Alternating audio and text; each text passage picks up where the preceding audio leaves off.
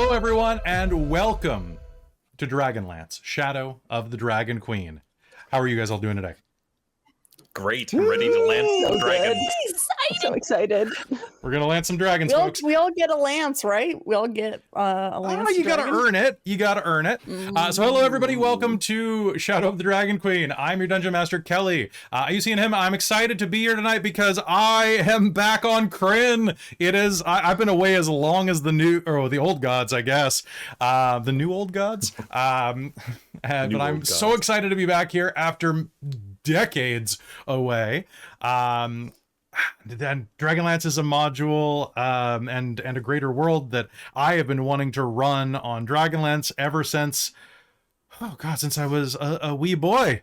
And I'm very excited to be here. I've got a little bit of episode 1 jitters, but we're going to get through those after introductions. So if this is your first time on Dork Tales, welcome. I want to invite you all to enjoy.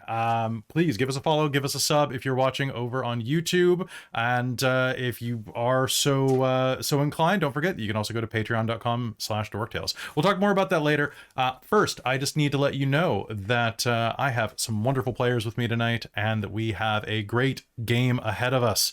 For you. We hope you enjoy it. Besides that, a big thank you to Michael Eilot, our graphics guy, for doing all of the beautiful graphics that you see here, and to Kiyoshuki, our artist, who is one of the finest artists we've ever had the opportunity to work with. You can find her contact details at the end of the episode or by using !Kiyoshuki if you're live in the chat. Please support her. Go and buy all of the art from her. She's wonderful to get commissions from. With that out of the way, why don't we do a quick round of introductions and then let's start talking about Dragonlance, Shadow of the Dragon Queen, and begin game. How's that sound? Perfect. All right, so without further ado, let's pass over and let's do a big circle, starting with Christine. Tell us who you are, where you've been, and who you're playing tonight. Well, hello, I'm Christine. I am Lady Liliana in the chat, where you can also find me streaming and on most social media platforms. I use she, her pronouns, and I am playing Kelara, our human cleric of Mishakal tonight. Nice. All right, let's pass over to Chris. That hair is great. Hello. I'm Chris, and I use he, him, or they pronouns, and tonight I will be playing a Knight of Solamnia. Almost. You're almost there. I'm on my way. More squire. I'm almost at graduation. You can find me exclusively on Dork Tales, and I'm really excited to be here tonight. Really excited to have you. Down in the corner, we have Robin. Hello, I'm Robin. I use she, her pronouns, as does Rizira, our Kender rogue, and I am super excited to be playing a Kender. Kelly intrigued me into Dragonlance with the introductions of Kenders, and then I started reading it and I loved it, but reading taking too slow, so I started listening to audiobooks, and now I'm almost on book 2 of Dragonlance. So yeah, I'm super excited. Gonna be great. Joining us for the first campaign that he's ever been a part of. Welcome, Cal. That's me. It's you. Hello. Thank you for having me. It is my debut album with Dork Tales featuring Neo Cal. I use he, him pronouns, and so does Aurontiros Caladon. Nice. The Qualinesti elf bard that I will be playing. Well, we're really excited to see how he goes. I'm sure he will survive a long time. With as many hit points as he has, I bet he will. Yeah. Also, hello to everybody in the chat. Wonderful to see you. Last but not least, let's pass it over to my longest time player, Jen. I mean, longest time player, but first D&D module on the channel. Very excited. But yeah, hi, I'm Jen. I use she, her pronouns, as does Hazeal Nightgranite, our mountain dwarf lunar sorcerer, because that's not a juxtaposition at all. Nice. All right. So, folks, quick announcement. During our break, we normally take a break about 90 minutes into the episode. As we do that today, we are going to be doing a giveaway from our friends at Norse Foundry, who have kindly bestowed upon us a free set of dice every week for the first 3 sessions of Dragonlance and our session 0. It also comes with a D20 boulder, which is like a giant do not roll this on a glass table metal dice. We love Norse Foundry, so, you know. That's where we are. And Aurontiros, you have received the first determination token of the series. What is that? So basically, it allows you to add your, whenever you make a roll, before I tell you if you succeed or not, you can spend it to add your proficiency bonus again, which at your level should be +2. So if you roll like a middling, like a 10 or an 11, you can spend it to get like a 12 or a 13 or something like that. If you already have proficiency, that's cool. You can still add your proficiency bonus again. It's you grit your teeth and you focus down. Oh, okay. Excellent. So you got the first one. Before or after I roll? It's before I tell you if the roll succeeds. So anytime before then. Gotcha. Thank And you. free hurt the mores in the chat now. And coming. Come on, Chandra. I know you got more. Yeah, you can only do 3 at a time. And as for the chat right now, don't crush our sweet little dreams. for them, let's see who's saying in the chat. So I do not. Well, if I sing, it is not in the bathroom mostly. That's about it. In the bathroom and in the car. But hey, I'll take it. Okay, and if something good happens, thanks for the follows. All right, folks, we're gonna be starting in just a moment. I would like to thank everybody who showed up tonight for the first session, and for those of you watching on YouTube, thank you so much for being here. I cannot wait to see how this episode compares to our first episode of Wild Beyond the Witchlight, which is our current highest viewed show. But let's see if we can match that. Anyone have any questions, comments, concerns before we begin?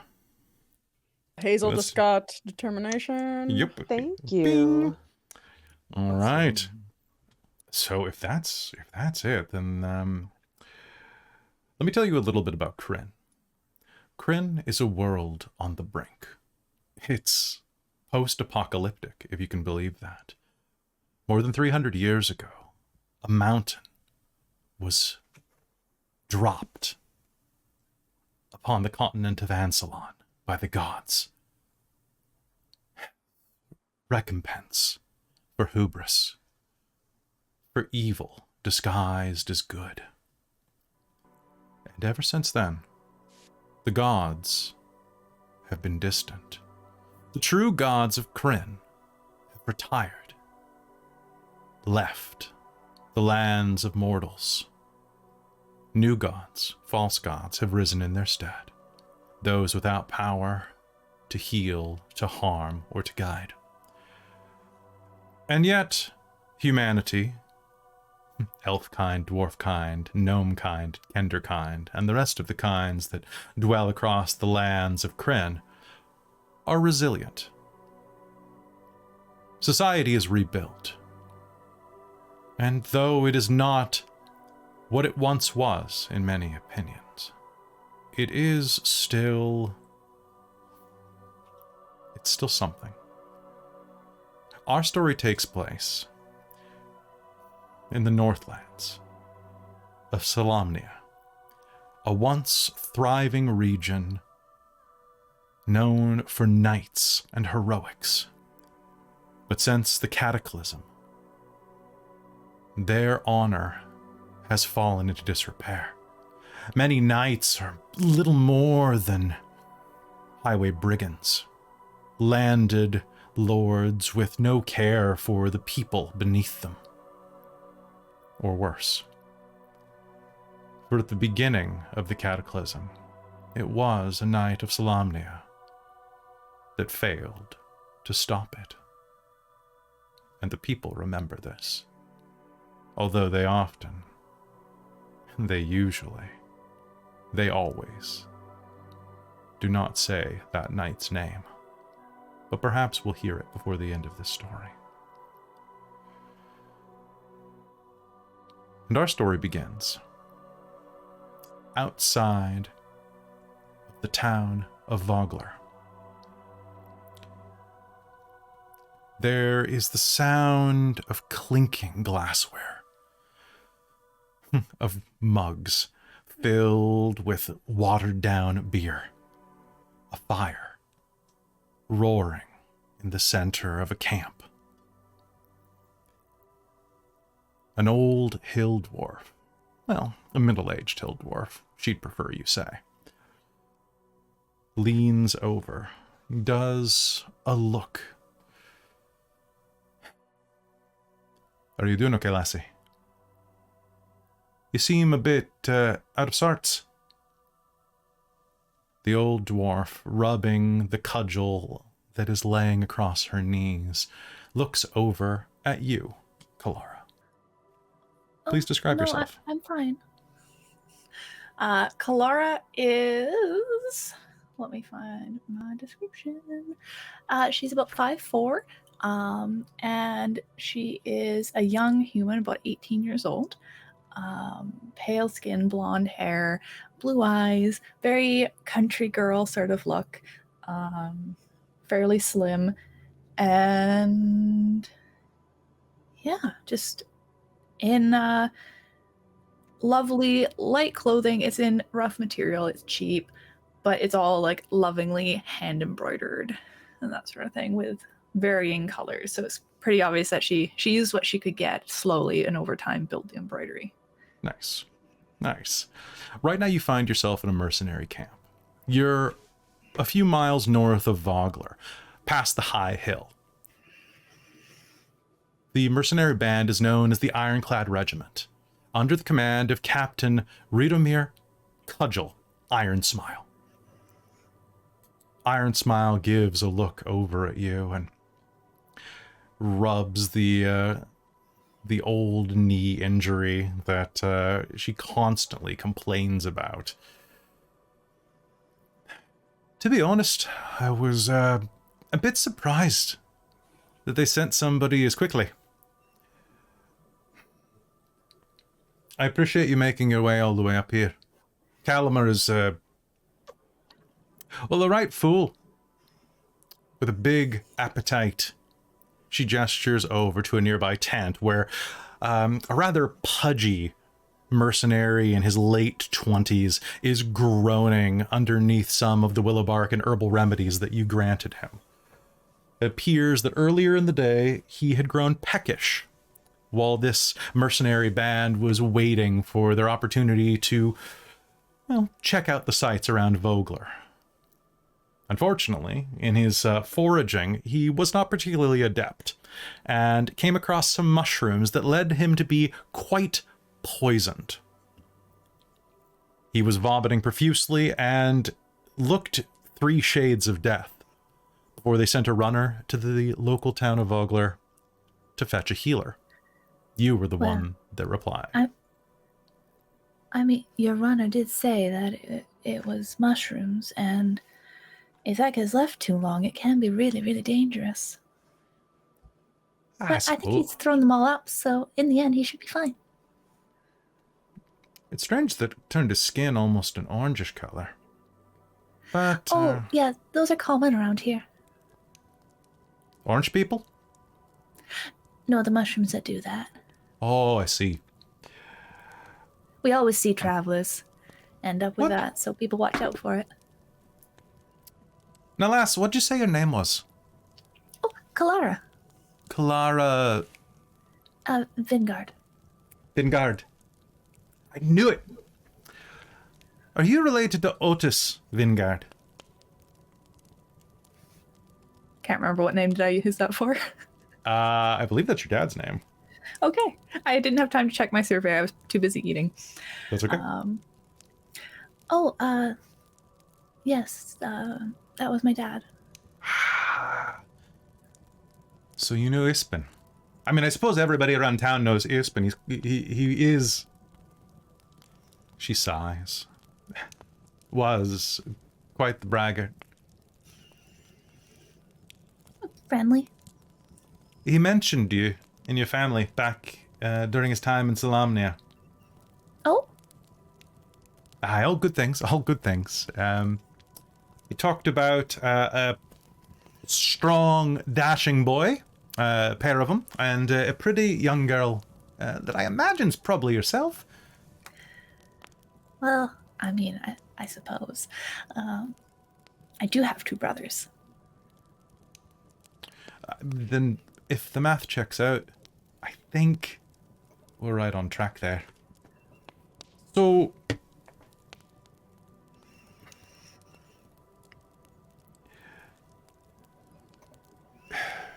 she looks a little solemn for a moment. What was he like in the final days?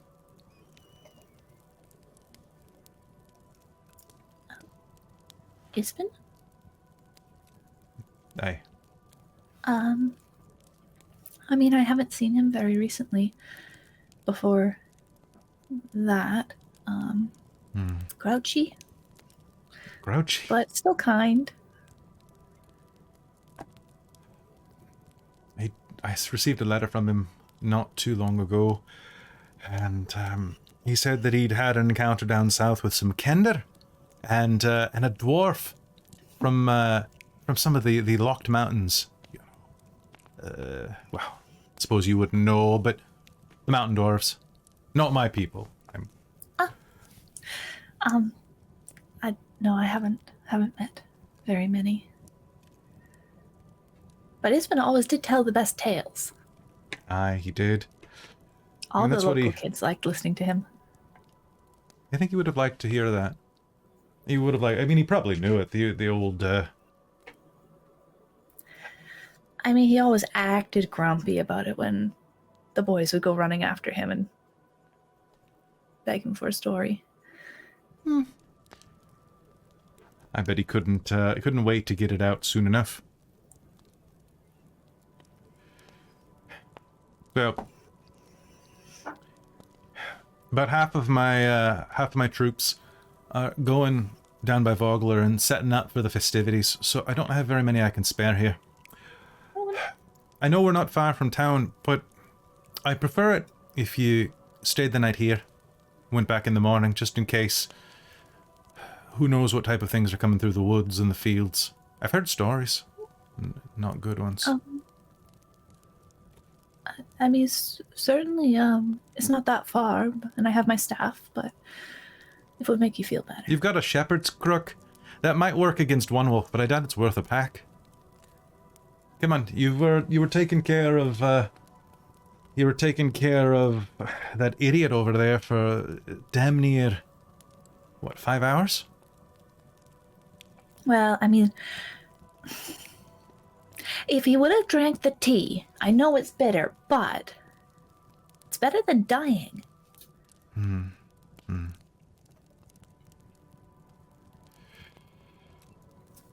Well, I'd appreciate if you stayed the night anyway, just in case he has a relapse then. For my sake, if you wouldn't mind. Certainly. Thank you. Would you like a beer? We've got, we've got ale from... we've actually got a cask from near Solace down south. It's alright. Not as good as the potatoes. I would love to. Alright. With that, she'll share some beer with you. It's a little watered down because they have to top it off for the voyage and the trip, you know, to make sure that it lasts. I was actually going to say that she wants it watered if she can. Sounds good. And you are going to have quite a nice night of just sitting around. You'll meet some of the other mercenaries there. There's one particularly large human with a slight crook to his ear that might suggest at one point back in his lineage had a little bit of half-elf in him, a guy named Rex. There are a couple of others, an old craggy dwarf that is tagging along with them, whose name you don't quite get. It sounds something like Rig or Rick. There is a rather kind of like bronze-skinned archer sitting there, just swapping stories. Very young, younger than you, named Ayek. And besides that, there is something that you have probably never seen in your entire life. Staying away from everyone else is a very dark-skinned, like deep brown-skinned elf. She keeps to herself, wearing a cloak of leaves that have been stitched into the fabric. But occasionally, she notices you glancing. Not Over the just mug out of her beer, kind of. And she raises a leather wineskin to you. And goes back to sipping. It's a pleasant night. Before long, do you turn in at the tent they give you? Yeah. Okay. I'll have my staff next to me just in case. Sounds good. And keep my bag. But otherwise, just try and curl up in whatever bedroll they give me. Yep, they have a nice clean one that they will happily give you. Oh, good. The central campfire. Like her brothers. That's fair. The central campfire keeps you nice and warm as you fall asleep. And as you do, there is a very comfortable slumber that overtakes you.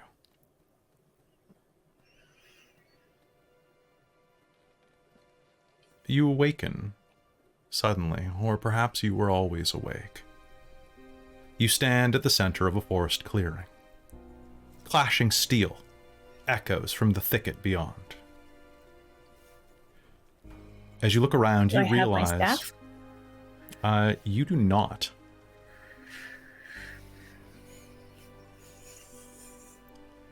You do not. As you look around, you realize that piles of bodies cover the ground. One of the fallen clutches something against their chest. You're not sure what it is, but you feel the urge to reach for it. But I will give in to that urge. as your fingers move toward the object, it suddenly flashes with bright blue light, becoming a beacon, symbol of kind of a figure 8. And then it vanishes. The light overtakes your vision, and you awaken. It's the middle of the night. There's... dawn is creeping up. I should rather say, dawn is creeping up over the horizon at this point. You slept till morning, and as you awaken, you'll discover that, well, there appears to be nothing out of the ordinary going on here. Your staff is right next to you, but that symbol is emblazoned in your mind. You'll recognize at that point that that was an amulet of some kind. Never seen it before, though, right? So that's a very odd dream. No, you're not quite sure what it is. If you'd like, you can make me a religion roll. Sure. Let me check what my religion score is.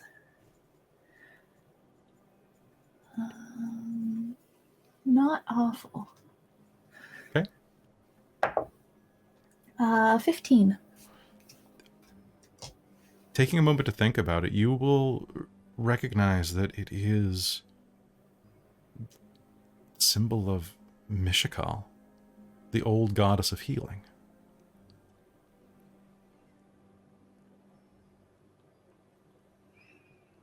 As for the sounds of battle, it was probably nothing more than maybe a bad omen. Maybe just worries of what was to come, or the fact that you're sleeping in a mercenary camp.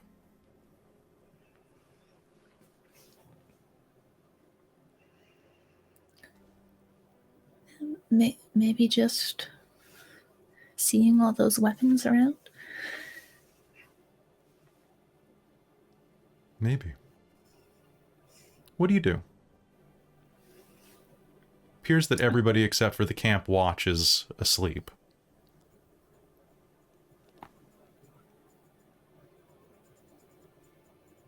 Well, I think at this point I'm well and truly awake. Okay. Make so I me a might just perception get roll. up. Sure.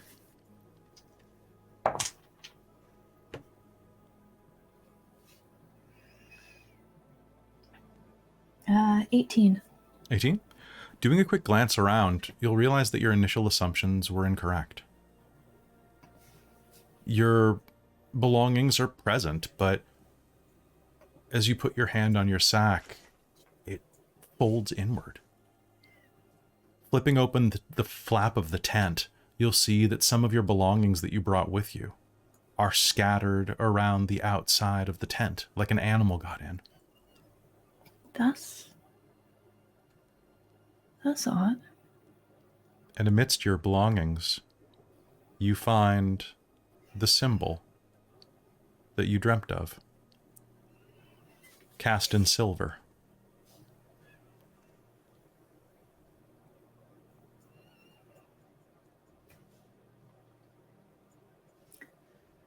She'll pick it up and look at it more closely as she's put her other stuff in her bag. It is old and tarnished, like it had been buried in the sand.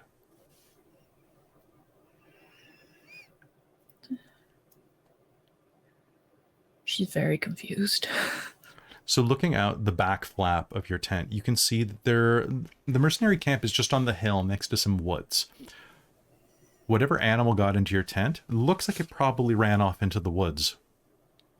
You can see that an extra pair of, an extra change of clothes is there. Some of your undergarments are lying in the middle of the brief, 50-meter field.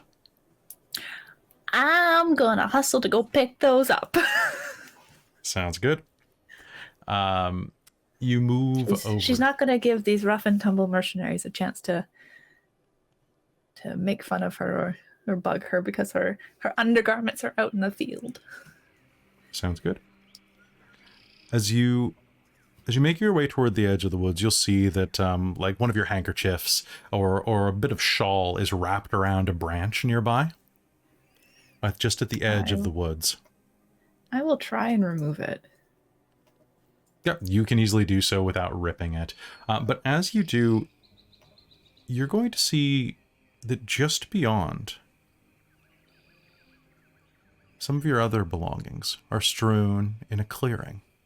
And in that clearing, you are going to see that there is, it appears to be a structure. One that you've never seen before. You've camped on this hill before with your father.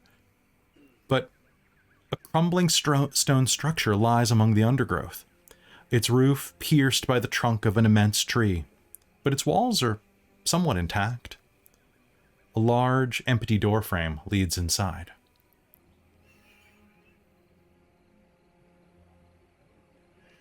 She's gonna kind of just reach out and poke it to make sure she's not still dreaming. Reaching out and poking it, you will be able to hear the birds overhead, and your hand is going to touch what appears to be marble. It's very solid beneath the growth. She's gonna try and wipe some of the growth off. You can do so. It is old, very exquisitely carved stone, maybe dwarven craftsmanship. How did it just appear out of nowhere?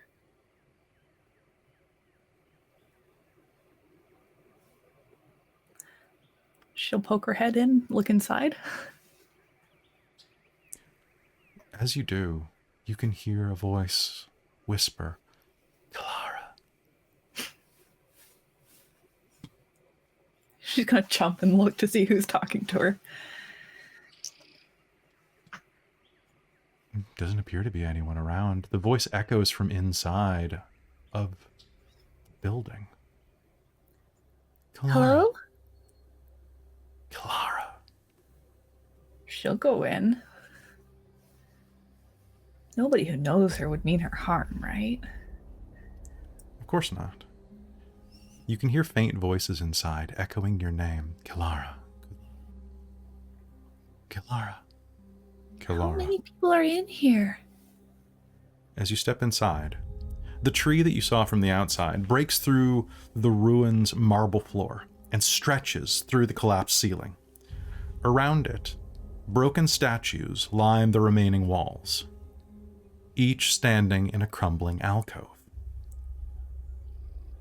Once upon a time, these statues were probably beautiful pieces of craftsmanship, but now they are collapsed down to bits of chest, bits of leg, occasionally a little bit of elbow or arm crook where the rest of the body has decayed or fallen away to time.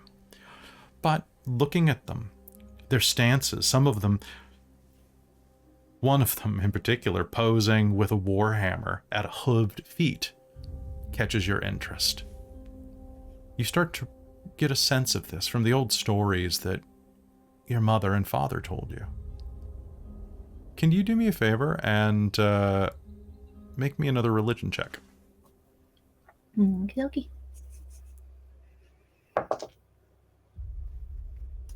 18. You'll recognize these as statues of the old gods.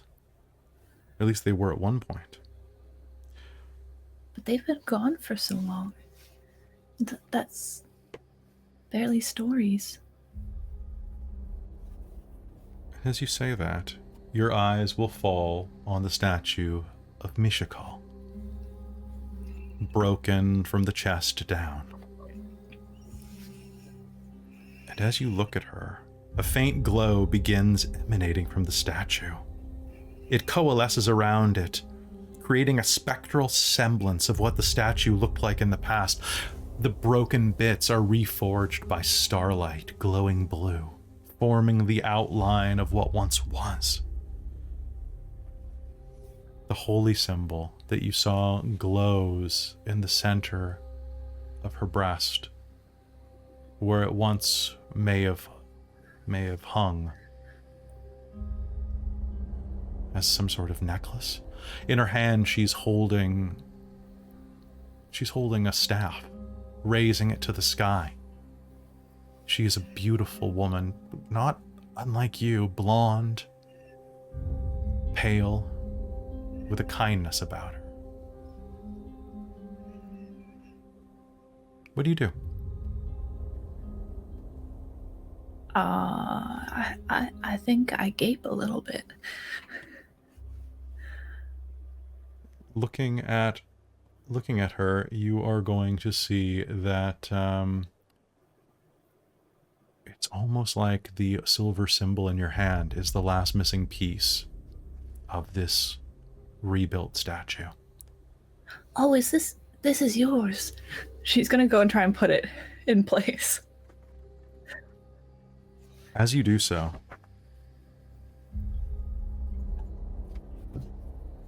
it slides in to the gap, glows, and then dissolves into the starlight. And as you touch it, a voice rings through your head. Soft and feminine, it whispers, "Kelara." Yes? You have come at my beckon. I ask you, please, child, take my staff, become my herald.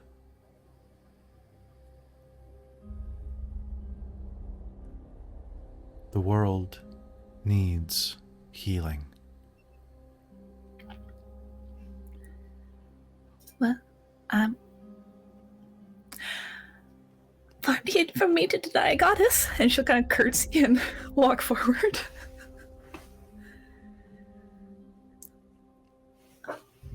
Then I name you my priestess. As you look forward, You and me? you will not be alone. But I have chosen you.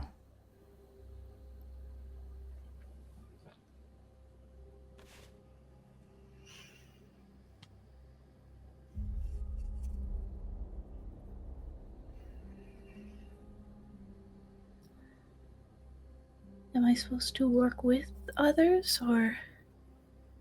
Wait, should I do something in particular? Your path will soon be shown.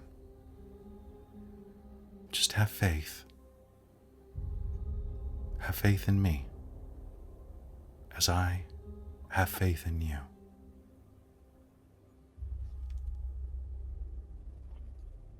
I'll do my best.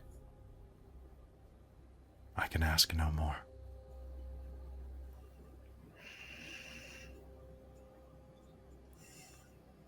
Do you take the staff?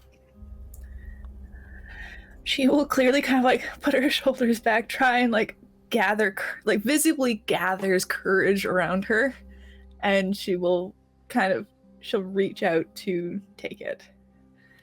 The staff is gorgeous with blue gems emblazoned along its length at the top of the scepter. It feels like it was made for your hand. And This though looks it's entirely too expensive for me.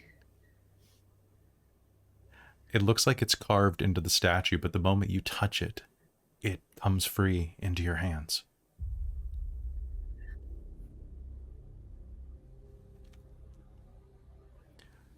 You will feel a flash of radiance inside of yourself, and you gain access to your cleric spells.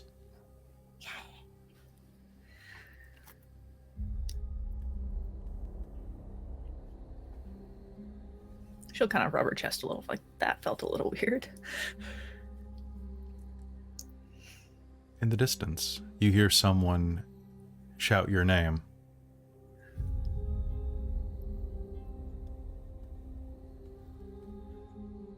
What do you do? She'll kind of turn to look back. Is the goddess still there, or does she kind of poof, go away? You turn and look. Do you lean outside of the temple for a moment to get a look at who it is? Yes. Okay. What's your passive perception? Passive perception 14. 14. As you do, I believe. Yeah. you'll glance and you'll see that the captain is out looking for you. Kelara!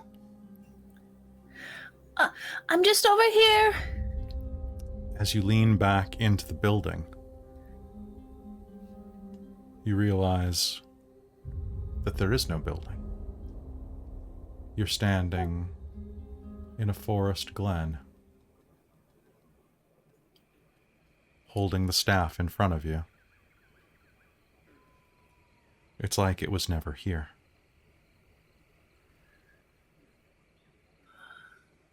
There's a bit of crashing through the underbrush. Girl, are you over here? Oh, there you are. I saw that some of your things have been strewn around. I thought that... You all right? Yeah, yes. I was following a trail of my things. I see you found something else. I think I was given it. She looks very shell-shocked. Hold up one moment. She turns, heads back into the camp, moving as quickly as her little legs can carry her. And a moment later, Bridomir returns, carrying a potato sack.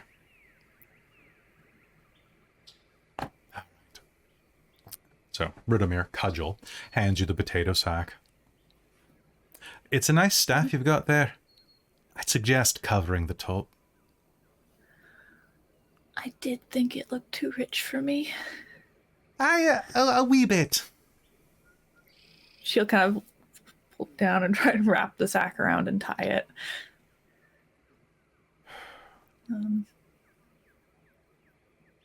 Shall we get you back to town? That sounds like a good idea. You know the sad part about this? What? It's the type of story I think Ispen would really like to hear, the one you're about to tell me. Oh. I think you're right. I usually am. Come on now. And with that, she leads you back off. Now our story moves at this point. It heads south. How you feeling, Christine? That was so cool. You got chosen by gods. La la la. Pardon me 1 second. It's fine. No pressure. None. This kind of no. feels a little like we're mimicking shards just a tiny bit, but it was built Hey, into this one. It's not built by in the us. module. Let's just say that I wrote Yeah. it 4 years in advance. All right. I was gonna say if we go back, wasn't Dragonlance before Shards? But not so this technically- episode. That's true. Yeah, That's yeah. true. All right. Well, let us continue our adventure down south. I've updated everybody's determination. That should be accurate. Let me know. Here we go. Did you get mine? Oh, did you get one? Yeah, finally. I Many. just got to say, I love the green cup, Cal. It's just like camouflage. Yep. You caught me. You caught me.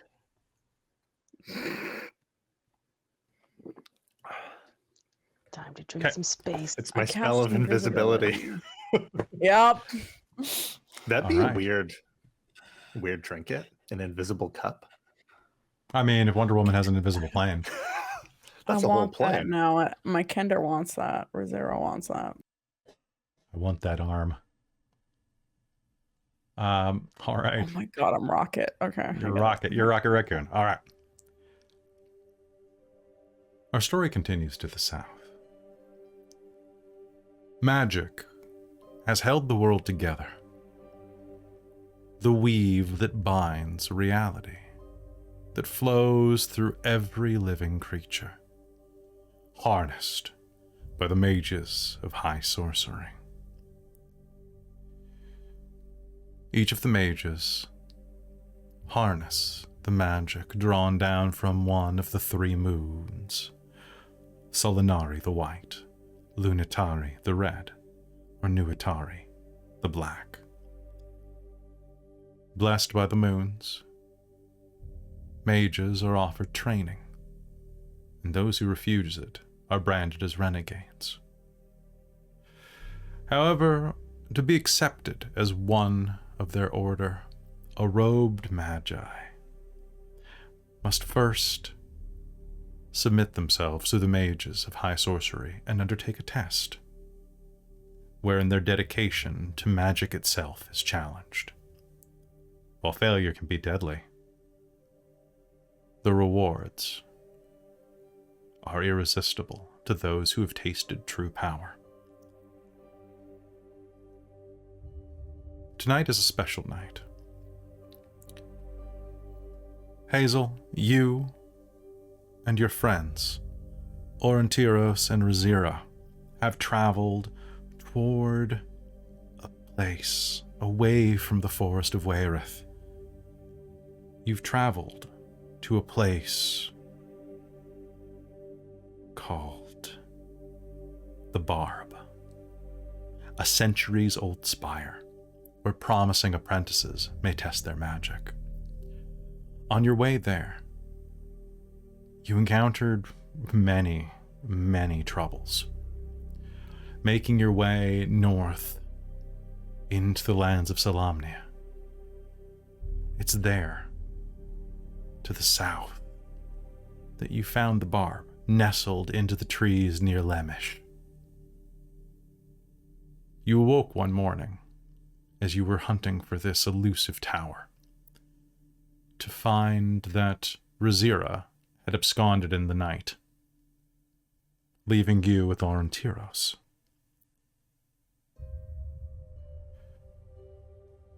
You were sent to the Barb from Wayreth for one reason.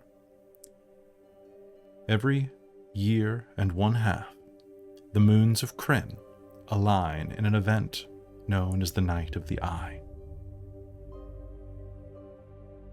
The Barb is located in such a way that it points directly at the moons whenever they align overhead, as if a needle pointing into the pupil of the Eye of the Gods.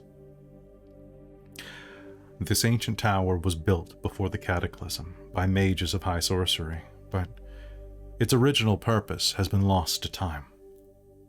There are many extra-dimensional spaces within it that remain active, though they are only accessible on this night. Your teacher has sent you here along your quest to pay respects to his old friend, Ispin Greenshield in Vogler. I mean, her friend, right? Yes, my bad. And tonight is an important night. Ahead of you rises the Barb, a jagged, half-ruined spire of gray stone. Many who aspire to join the Mages of High Sorcery have come here to prove their magical proficiency. The Barb is usually nothing more than a ruin, construction predating the Cataclysm, but tonight, on the night of the Eye, when Krynn's 3 moons align, the ruin is alive with magic once more. Soft light shines from the archway leading into the structure. You and Aurontiros have made your way here. Would you please describe yourselves for me? Sure, yeah. So Hazeal is a dwarf, so she's about 4'9". She's fairly young. It'd probably translate to about early 20s in human years. Okay. But she's very sturdy, well built, and strong, but has a fairly easy smile. And she's a little pale, but makes her kind of reddish hair, and there's a bit of a ruddy tone to her cheeks, and it makes that stand out. And yeah, do I have apprentice robes yet, or no? Yes. We'll say that you can have some robes. I'll say you did pass your initial test at Wayreth. This is a supplementary test. Okay. So yeah, she's wearing just her apprentice robes over like rough spun clothes. So. Okay. And Aurontiros. Describe yourself for me. A towering elven individual at about halfway to 6 feet. Oh wow! He would say 5'6", but he's probably not as tall as Kelara. And his long, wavy, dark hair, golden kind of tinged skin, and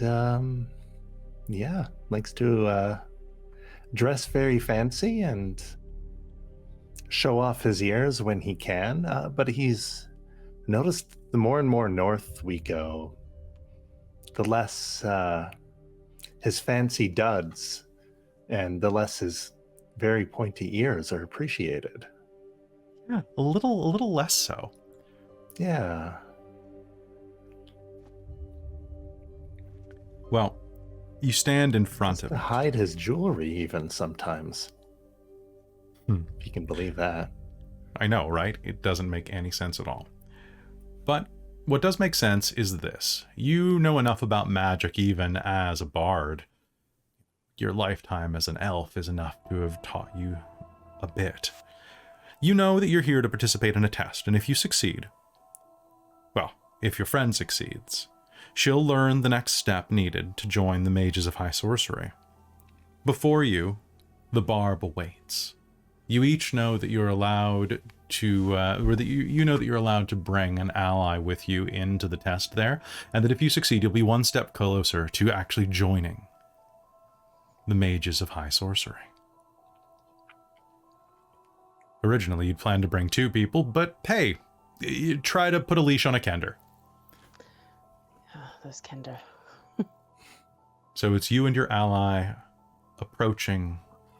Night has fallen, and soon the moons will align. For now, even now, you see the impressive moon of Solitari beginning to be overwhelmed by Nuitari.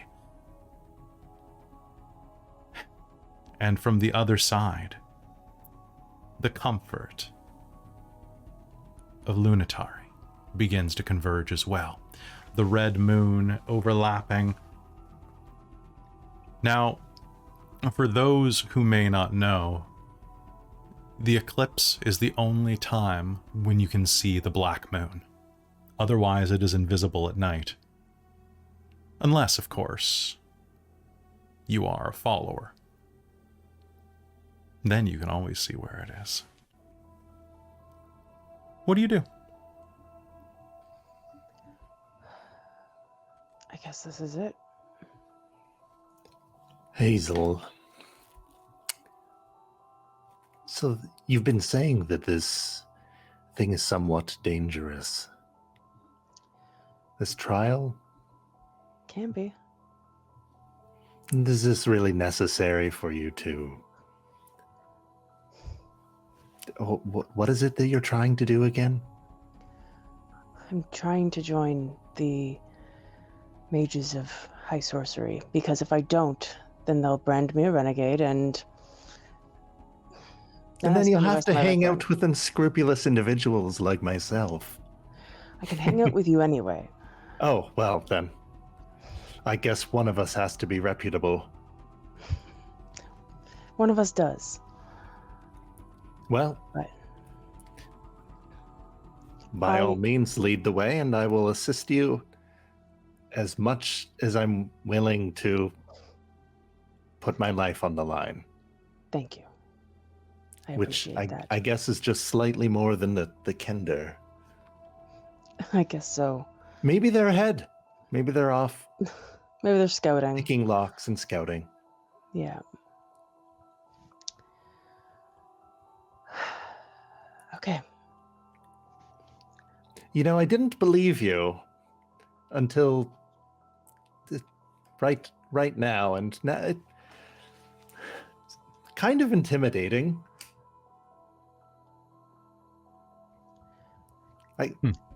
Yeah. Should I? I feel like I shouldn't go in there, but Oh, you're coming I can't in. let you go alone. Oh, yeah. You're coming in. Yes. Yes. You don't need to twist my arm.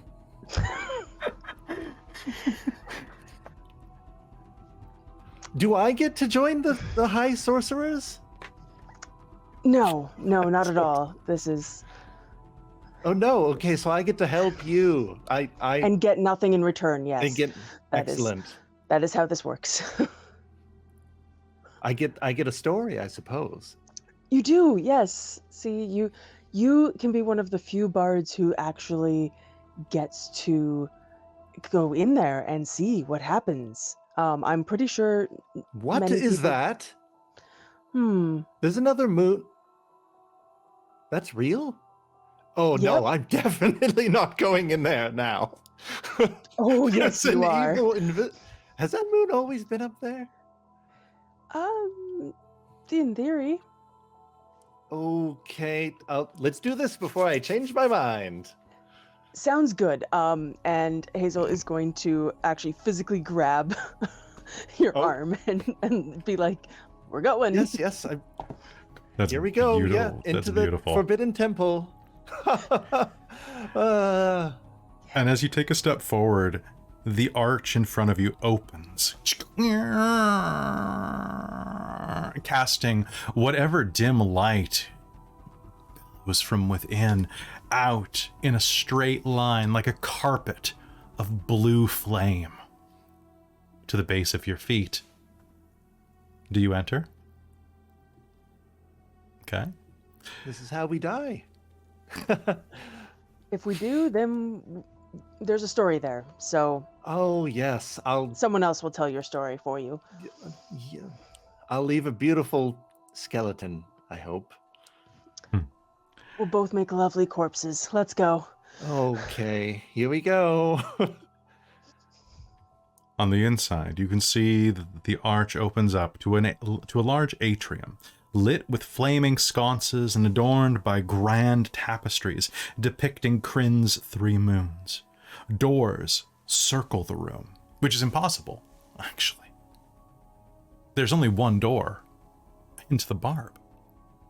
These doorways would have to go to nowhere at all. The light of the moon cascades through broad windows high above, also impossible. This iron structure had no windows. At the center of the room stands a serene-looking woman, a human with long, gray hair and red robes. She nods as you enter. Hello. I see that you've made it finally. Yes, it's took a while, but I'm here. We're here. You are the aspirant and your companion? Yes. I'm Rovina. I'm the caretaker of the barb. Make yourself welcome. Some water? Yes, please. Of course. She holds out her hand, and out of her palm, a full chalice rises, as if it were merged with the flesh a moment before, and she hands it out to you. Thank you. And take it and just kind of do that gulping thing that nervous people do. Quelnosti? Sylvanesti? Which are you, Elf? What? Oh, that's not... Is that important? I didn't think that that was that important, right? Perhaps not. You have the scent of magic on you. Oh, I just washed this. That shouldn't be so. Well. Maybe it's the dwarf you're thinking Oh, of. Are you yes. saying I Reeks of stink? magic. Of magic? Yes. Fine. He does speak the truth. You do radiate magic. You are the one that was sent. Your master speaks favorably of you. That's good. You are an interesting addition. I do hope you survive your tests. Thank you. So do I. Standing in the room, all of you have passive perception enough to notice this, but you'll see that your initial like feeling is right. Each of these doors would open to nothing if this were the actual building, but this is like a TARDIS on the inside of here. It's way bigger on the inside, and these doors lead off into nowhere. But as you are looking around, Aurontiros, you in particular, actually, what is Hazel's passive perception? 11. Okay, so you'll just hear that there's stuff going on behind some of these doors. Aurontiros, you will actually hear like someone go behind a door to your right, and the sound of fire.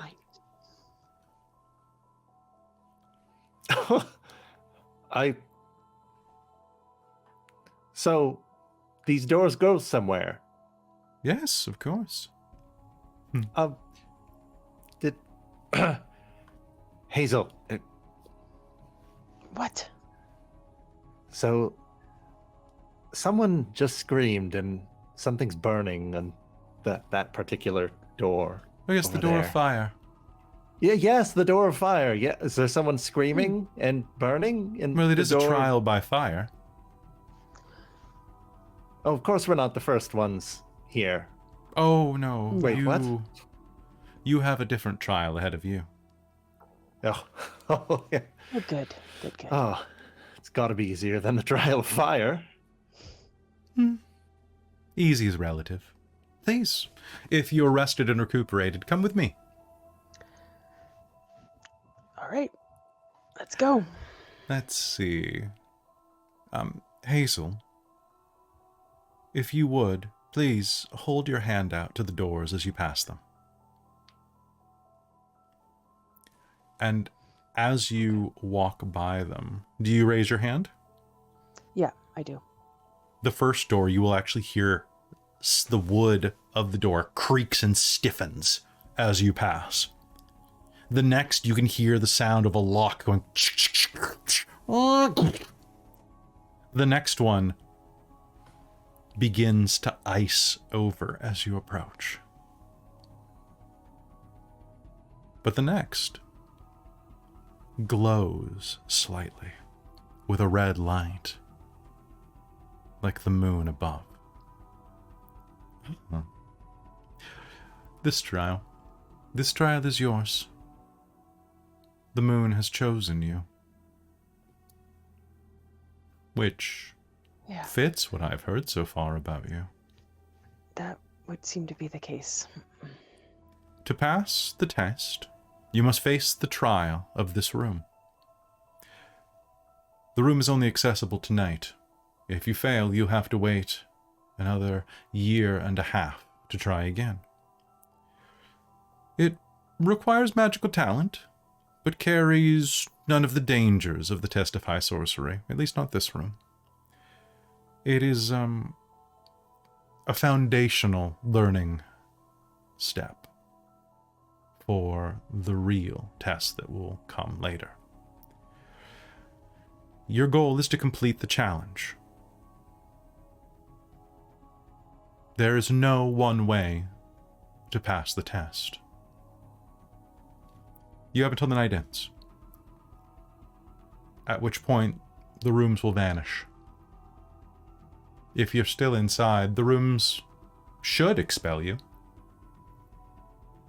although they've been known to be a bit hungry on some years. She glances kind of sarcastically at Aurontiros, but I'm going to make an intimidation roll on you real quick if you don't mind. Yeah. Oh boy. You know what? You're a little Scooby-Doo spooked. You're a little like, is she serious? Is this a ghost story or is this real? Well, Hazeal. Oh. Quiet. You know what? If you really could use another 1.5 years to brush up on your sorceress skills, don't you think? It'll be fine. You'll see. She does not look like she believes it'll be fine. I don't want... You really needed to be more persuasive there. What? Oh, yeah, it'll be fine. Yes. You keep saying it till it's true. Again, that's how it works, isn't it? You keep saying it till it's true. Yes. Oh, well... It seems like these things shouldn't be taken lightly. Wouldn't you agree? I do agree. That's why I'm not taking it lightly. I see you smirking over there. She's planning something. Oh no, it's already been planned. Oh, that's much better. Yes. Is it too late to leave? I would like to turn to Aurontiros, just kind of reach way up. I'm probably grabbing rather than lapel height, it's probably middle of your body height, and just being like, we are not leaving here until I go through there. Okay. But what if? Okay, but hear me out. What if you lose one of your hands or something crazy and you can't cast spells anymore? Or worse, I can't play music anymore. She looks for a moment like that thought did not occur to her.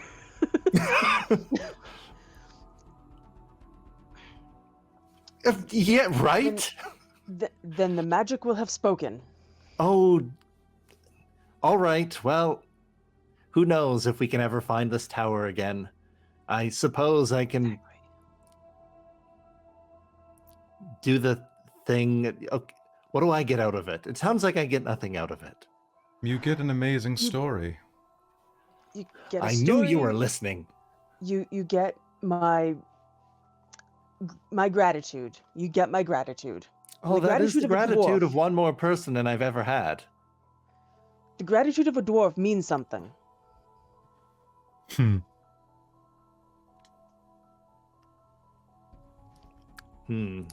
night. Well, maybe. Oh, geez. Yes? The night, my dear elf, is short to those with shorter lives. Oh, I've been hearing that for like 20 years. Do you really want to be a coward like the Kender? Running off? Coward like the Kender's probably already in there. Has a Kender been here tonight? I would love to be a coward like the Kender. That's not the right question to be asking me.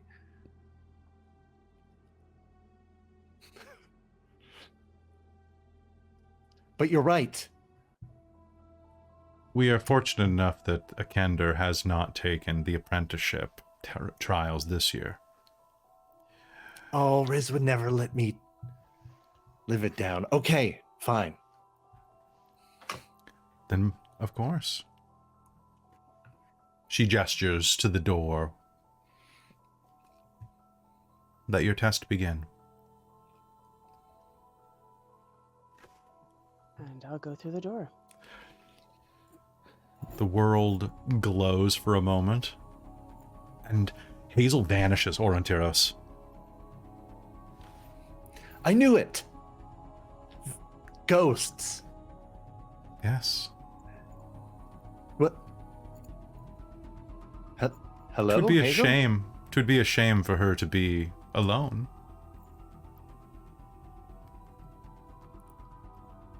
What? Do you join Hello? her? Yes. Okay. Taking a step through the I'm door. not staying here with you. All right, light flashes. There's a sudden tremble of light around you. And you find yourself in, well, in a room. Square. Well, no. No, it's a tower. The room itself is 100 feet in diameter, with a door on the opposite wall and a pedestal in the center. You can see there is a large keyhole in the door with a golden lock. And luckily, you can see that, well, in the center of the room, on a pedestal, is a similar golden key.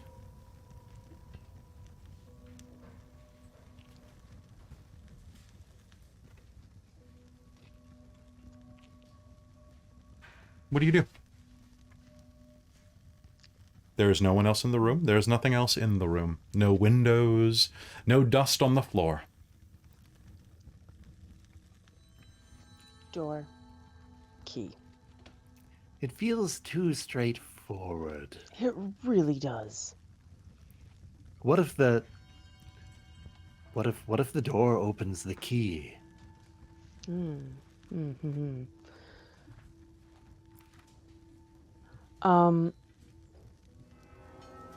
Well, let's see the simple answers first. And I'm going to go and I'm going to touch the key. So the key is about 50 feet in front of you. So you just walk up to it? Yeah. Okay. You take 2 steps and immediately regret it as your head impacts stone. There's nothing in front of you, but there's a sudden... Okay. Wrong choice. Oh. What? Is it a key of headaches? Do you hold No, out I your think- hand? Yeah. There is a wall in front of you, but you can't see anything. Yeah. Okay. Actually, make me a perception check. Aurontiros, with your perception, your passive is 20 or 21. It's 20. You're gonna see there's a little bit of forehead grease, like floating in air. Because I'm assuming Hazeal was a little sweaty going into this trial. Yeah. Disgusting with magic. Is there anything on the floor? No? What'd you say, Hazeal? Dust or anything? I got a 9. 9. So there's nothing there's nothing in front of you, but like with Aurontiros, with your perception, you'll see there is a little smudge, like kind of like Hazeal walked into like a glass window and left a little and it's going to start to fade away, but it's there. Can I take some of the chalk that I have, or like a quill or something, and see if any of it will stay? Sure. Charcoal. Charcoal? So Yeah. running charcoal along the wall, it will actually mark the wall. Huh. And he's just going to kind of hold the charcoal out and then keep walking until Cool. there's no wall. Hazeal, Smart. you see that Aurontiros puts the chalk on the wall and takes a couple of steps forward. As he does, when he gets 5 feet away from the point he started on, it begins to erase behind him, like he's dragging an eraser 5 feet behind him.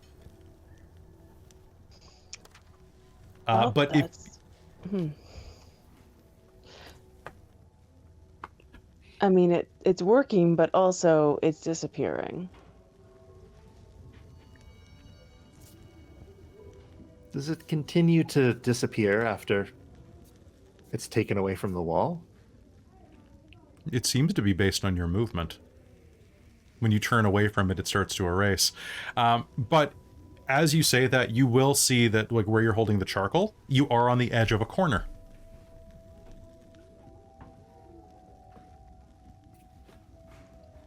Is it a maze?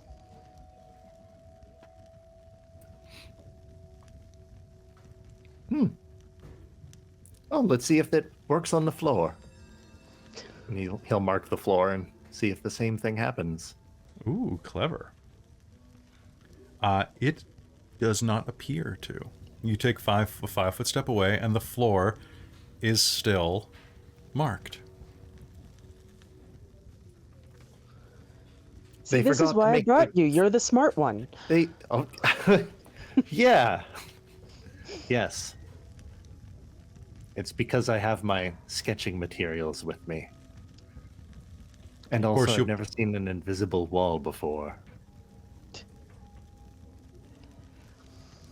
So I guess we Well, let's- feel our way along and mark our passage on the floor? Let's see if that works. Okay. I would like... You can absolutely do that, and you can navigate by crawling on the floor and marking your way with charcoal on the floor as you go. But I'm going to need an investigation check from whoever is in charge of this operation. I'm guessing that's Aurontiros. Probably my investigation's not great. What? I am not a wizard. I did not That's fair. take any You're chance- not a wizard? I'm not a You wizard. lied to me. Well, have you know that my passive investigation is 14. Okay, well, My that's... active. Your active is, what, -2? It's -1. The more I concentrate, the worse I do. Yeah, your Just elf has like ADD. real life. All right, let's do it. Give me that roll. Oh, oof, ouch. Yes, me? Yep, yeah, you, because you're in charge. You're the one on the floor. Now, while this is going on, Hazeal, is there anything that you'd like to try to do to help? Any magic that you want to cast? I'm looking through my spells. I have so many as this character. at It is level true, one. yeah. Dragonlance gives you many spell. So many. Well, that's going to be a 13 -1. I'm going to use my determination to Okay. make that 12 a 14. Okay, your determination is now gone. You have a 14. You are going to make some decent progress. And you think you've kind of figured out this maze winds back and forth constantly. At one point, you're 10 feet away from the key. You can see it. It's 10 feet away. And then you end up like 42 feet to the left and then veer. And then it's just the most, you get so close to it so many times. But you've been crawling on your hands and knees for about 45 minutes at this point. Aurontiros stands up and he's like, I'm going to feel really silly if this is like a 5-foot tall wall that we could have climbed. and just reach up. So you're jumping and reaching up like a 12-year-old boy on his way back from class. Okay. It does keep going all the way up.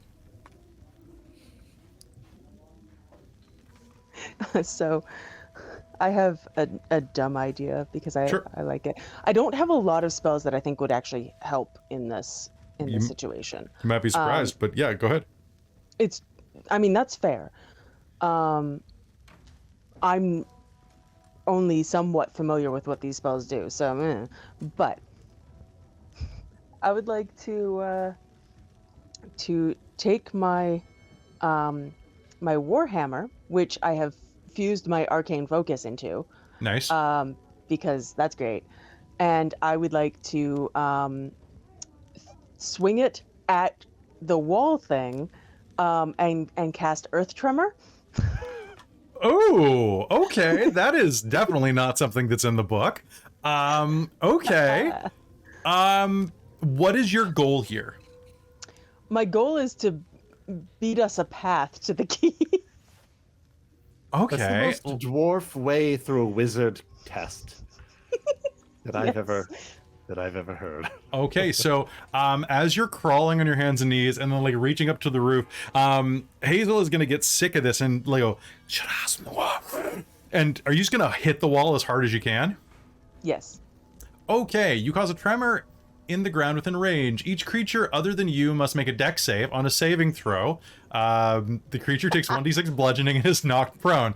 Cal, can you please do me a favor? Make a dexterity saving throw for Aurontiros, which is probably going to be pretty easy for you. What's your save DC, Jen? Let me check. I think it's like 14. 14. Okay. Hell. Well, I've rolled a 3. Oh, God. Okay, so It's a whole 7. you are going to take I 1 just point wasn't of damage. expecting it. 1 point of damage. I'll roll it for Jen. As you slam into this wall in front of you, you're going to hear as these stones fall to the ground. One of them lands on Aurontiros' foot, but it's invisible, so you couldn't see it. And as that happens, like one of these walls is down now, Hazeal. Good. Oh, oof. Oh, hey, well, at least my hands are all right. Yeah, you Was didn't that need the- your feet, right? That was one of the closer walls to the... That was one of the closer walls to the key, please, right? There is no charcoal on the ground there. I will tell you that. You're making it. This is... Yep. You're literally breaking the module right at the beginning, and I love it. Well, I suppose you played found way a too much- shortcut. I've played way too much Ascension Mage to play a This is really sorcerer. true. I'm just looking at your spells right now to see if you have what they expect you to have. To be fair, Jen, I also was like thinking about this plan, and I'm like, I would try and find some way to just smash through the walls. So I You- appreciate you. You actually don't have the spells they list as the successes. Ha! So by all means, like, how else do you want to go through this? So one wall Hazel down. casts Warhammer. Do you just want to cast Warhammer again? Yeah, I got 2 spell slots at level 1, so Yeah, let's do it. Let's do it. Okay. Are you gonna scoot a little bit away from Aurontiros? I'll save his other foot. Okay, I'll that sounds scoot a good. little ways away from her. All right. So Jen, can you make me an investigation roll with advantage to try to figure out sure. how to get to them? Are you just gonna go to like the thinnest point that you can, where you saw yourself before, kind of like right next to it, and just go? Yeah, I think so. Okay. Yeah. Natural 20. Holy crap. Womp womp womp. Okay, that's perfect. So we're just gonna begin. First nat 20. There is going I mean, to that's be a 21 with my investigation, but that is a nat 20. It's so good. So you smash I know. down the wall, and as you do, it is going to collapse forward, and the key is directly in front of your hand. Do you touch it? yes. Okay. Suddenly, the room is going to shimmer and almost shiver with light, as all of the magical energy is going to kind of go and drain away, and for just a moment you will see these walls in kind of like a 3D diagram. And Aurontiros, you were like probably like 10 minutes from reaching there. You were on the right track. You had figured this thing out and would have gotten there very, very soon. And then she dropped something on your foot. So you get a little bit of self-validation there. I think you should really feel good about yourself. You succeeded to find it if you waited the entire hour. You almost passed a wizard test as a bard. I almost passed a wizard test without using any wizardry. Well done. Not bad. And with that, the walls are going to and evaporate. Huh. Well, I got a key. Oh, all right. Hey, so that was that, right? We're probably would done seem the whole so. tower. Hmm. I mean, maybe. I'm gonna go unlock the door. Okay. As you walk forward, you will see that the room you're in, all of the ornate runes that are glowing in the air will evaporate. And, well, you walk forward and the key slides into the golden lock in front of you. And you step through.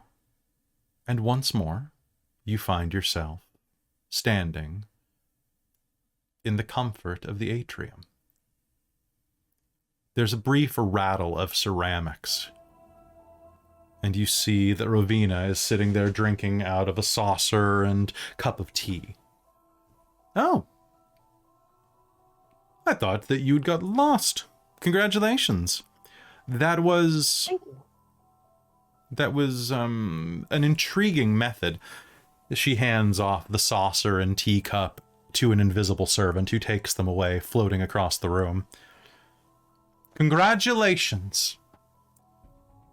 Hazeal Nightgranite, you are officially past your apprenticeship.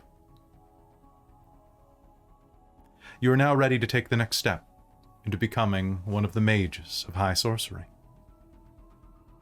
I have gifts for you. For both of you, actually. She reaches into thin air and pulls an ornate scroll and 2 spell books emblazoned with the symbol of the mages of high sorcery. She hands the scroll to you, Hazeal, to complete your tutelage and continue your ascent. You must seek out a man named Waihan. You must not open the scroll until you meet with him. Its contents are meant for him only. Should they be opened, you may not have a chance at completing your actual test of high sorcery. You will find Waihan in the city of Kalaman, near Vogler. I was told that you were headed that way anyway for Ispen Greenshield's funeral. You will find him in Kalaman. He is a black-robed mage. It should be easy for you to find. And as for you, I present to you this, and she hands each of you one of the spell books. One bound with red leather, the other bound with blue. For you, a spell book. For you to fill with your magic, your discoveries,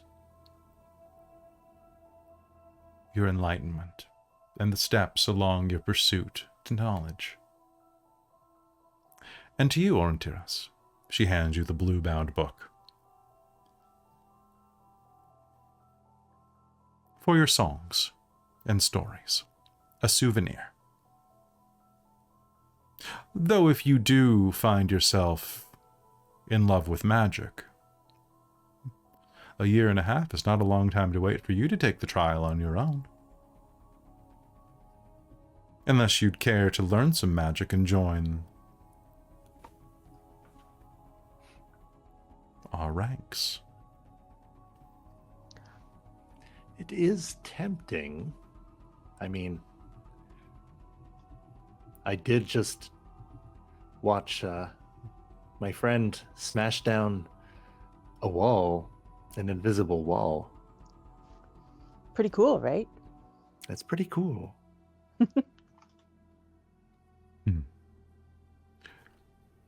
Talk to Waihan. He may be able to help you yet. Congratulations again, Hazeal. Thank you.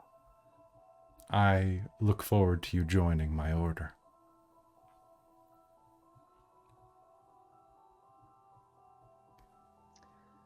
That sounded like a dismissal, so Hazel's gonna be like, thank you, and turn and head out. Good luck in your travels.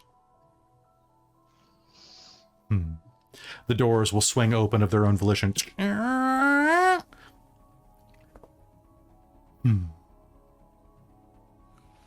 And she'll wave to you as you step out, realizing now that you're exiting through a different door than you entered through. As you do, you step out and find yourself in a forest.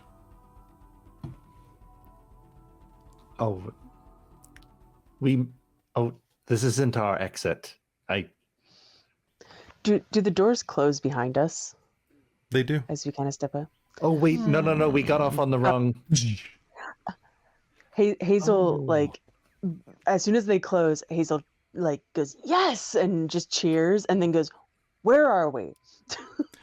And on that note, I think it's time for us to take a quick break.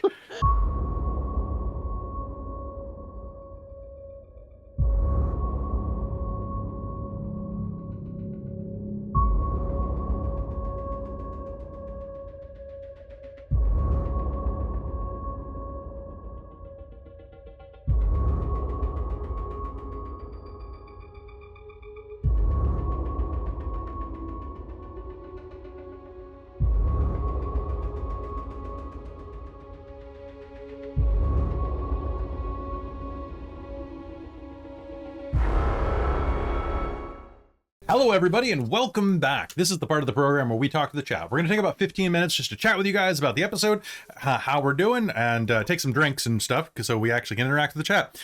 Also, at the end of it, we're going to do a quick raffle for Norse Foundry. So sorry if you're watching on YouTube that you missed out on that. I'll try to have a special YouTube thing when we hit, I don't know, 7,500 subscribers and 10,000 subscribers, which will be sooner than you think. So, hey, subscribe, because I know about half of you aren't subscribed.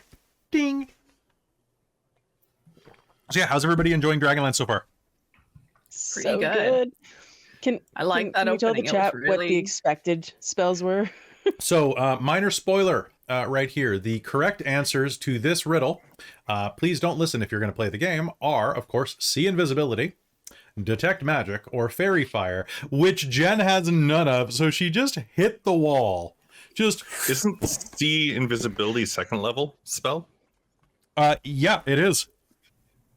What? Okay, that just They're Oh. assuming, they're saying that it also would work. It is an also will work. Oh, okay. okay. But they expect that you'll use Detect Magic or Fairy Fire. Which I don't have. How would detect magic? Would detect magic allow you to figure out? the Detect Magic would walls? have allowed her to see the walls, Oh. because the walls were Weird. independently glowing. Oh, okay. Yeah. Yes. Correct. Okay. That makes sense. You also, for the if chat, you, I have a red robe because well, I mean, I'm apprentice, but I'm working towards my red robe because You've got, that is like- the like red robes, Yeah. like red short robes. yeah. But because I'm a lunar sorcerer, I pick a moon that I'm influenced by, and I'm influenced by Lunatari. So Yeah, and that whole thing about new Atari, if you don't know, it just makes me sound like I'm talking about like a new Atari. But if you don't know Dragonlance, new Atari is only visible if you are a follower of Nunatari or a black robe sorcerer or black robe wizard. You know, and then you can just Do it.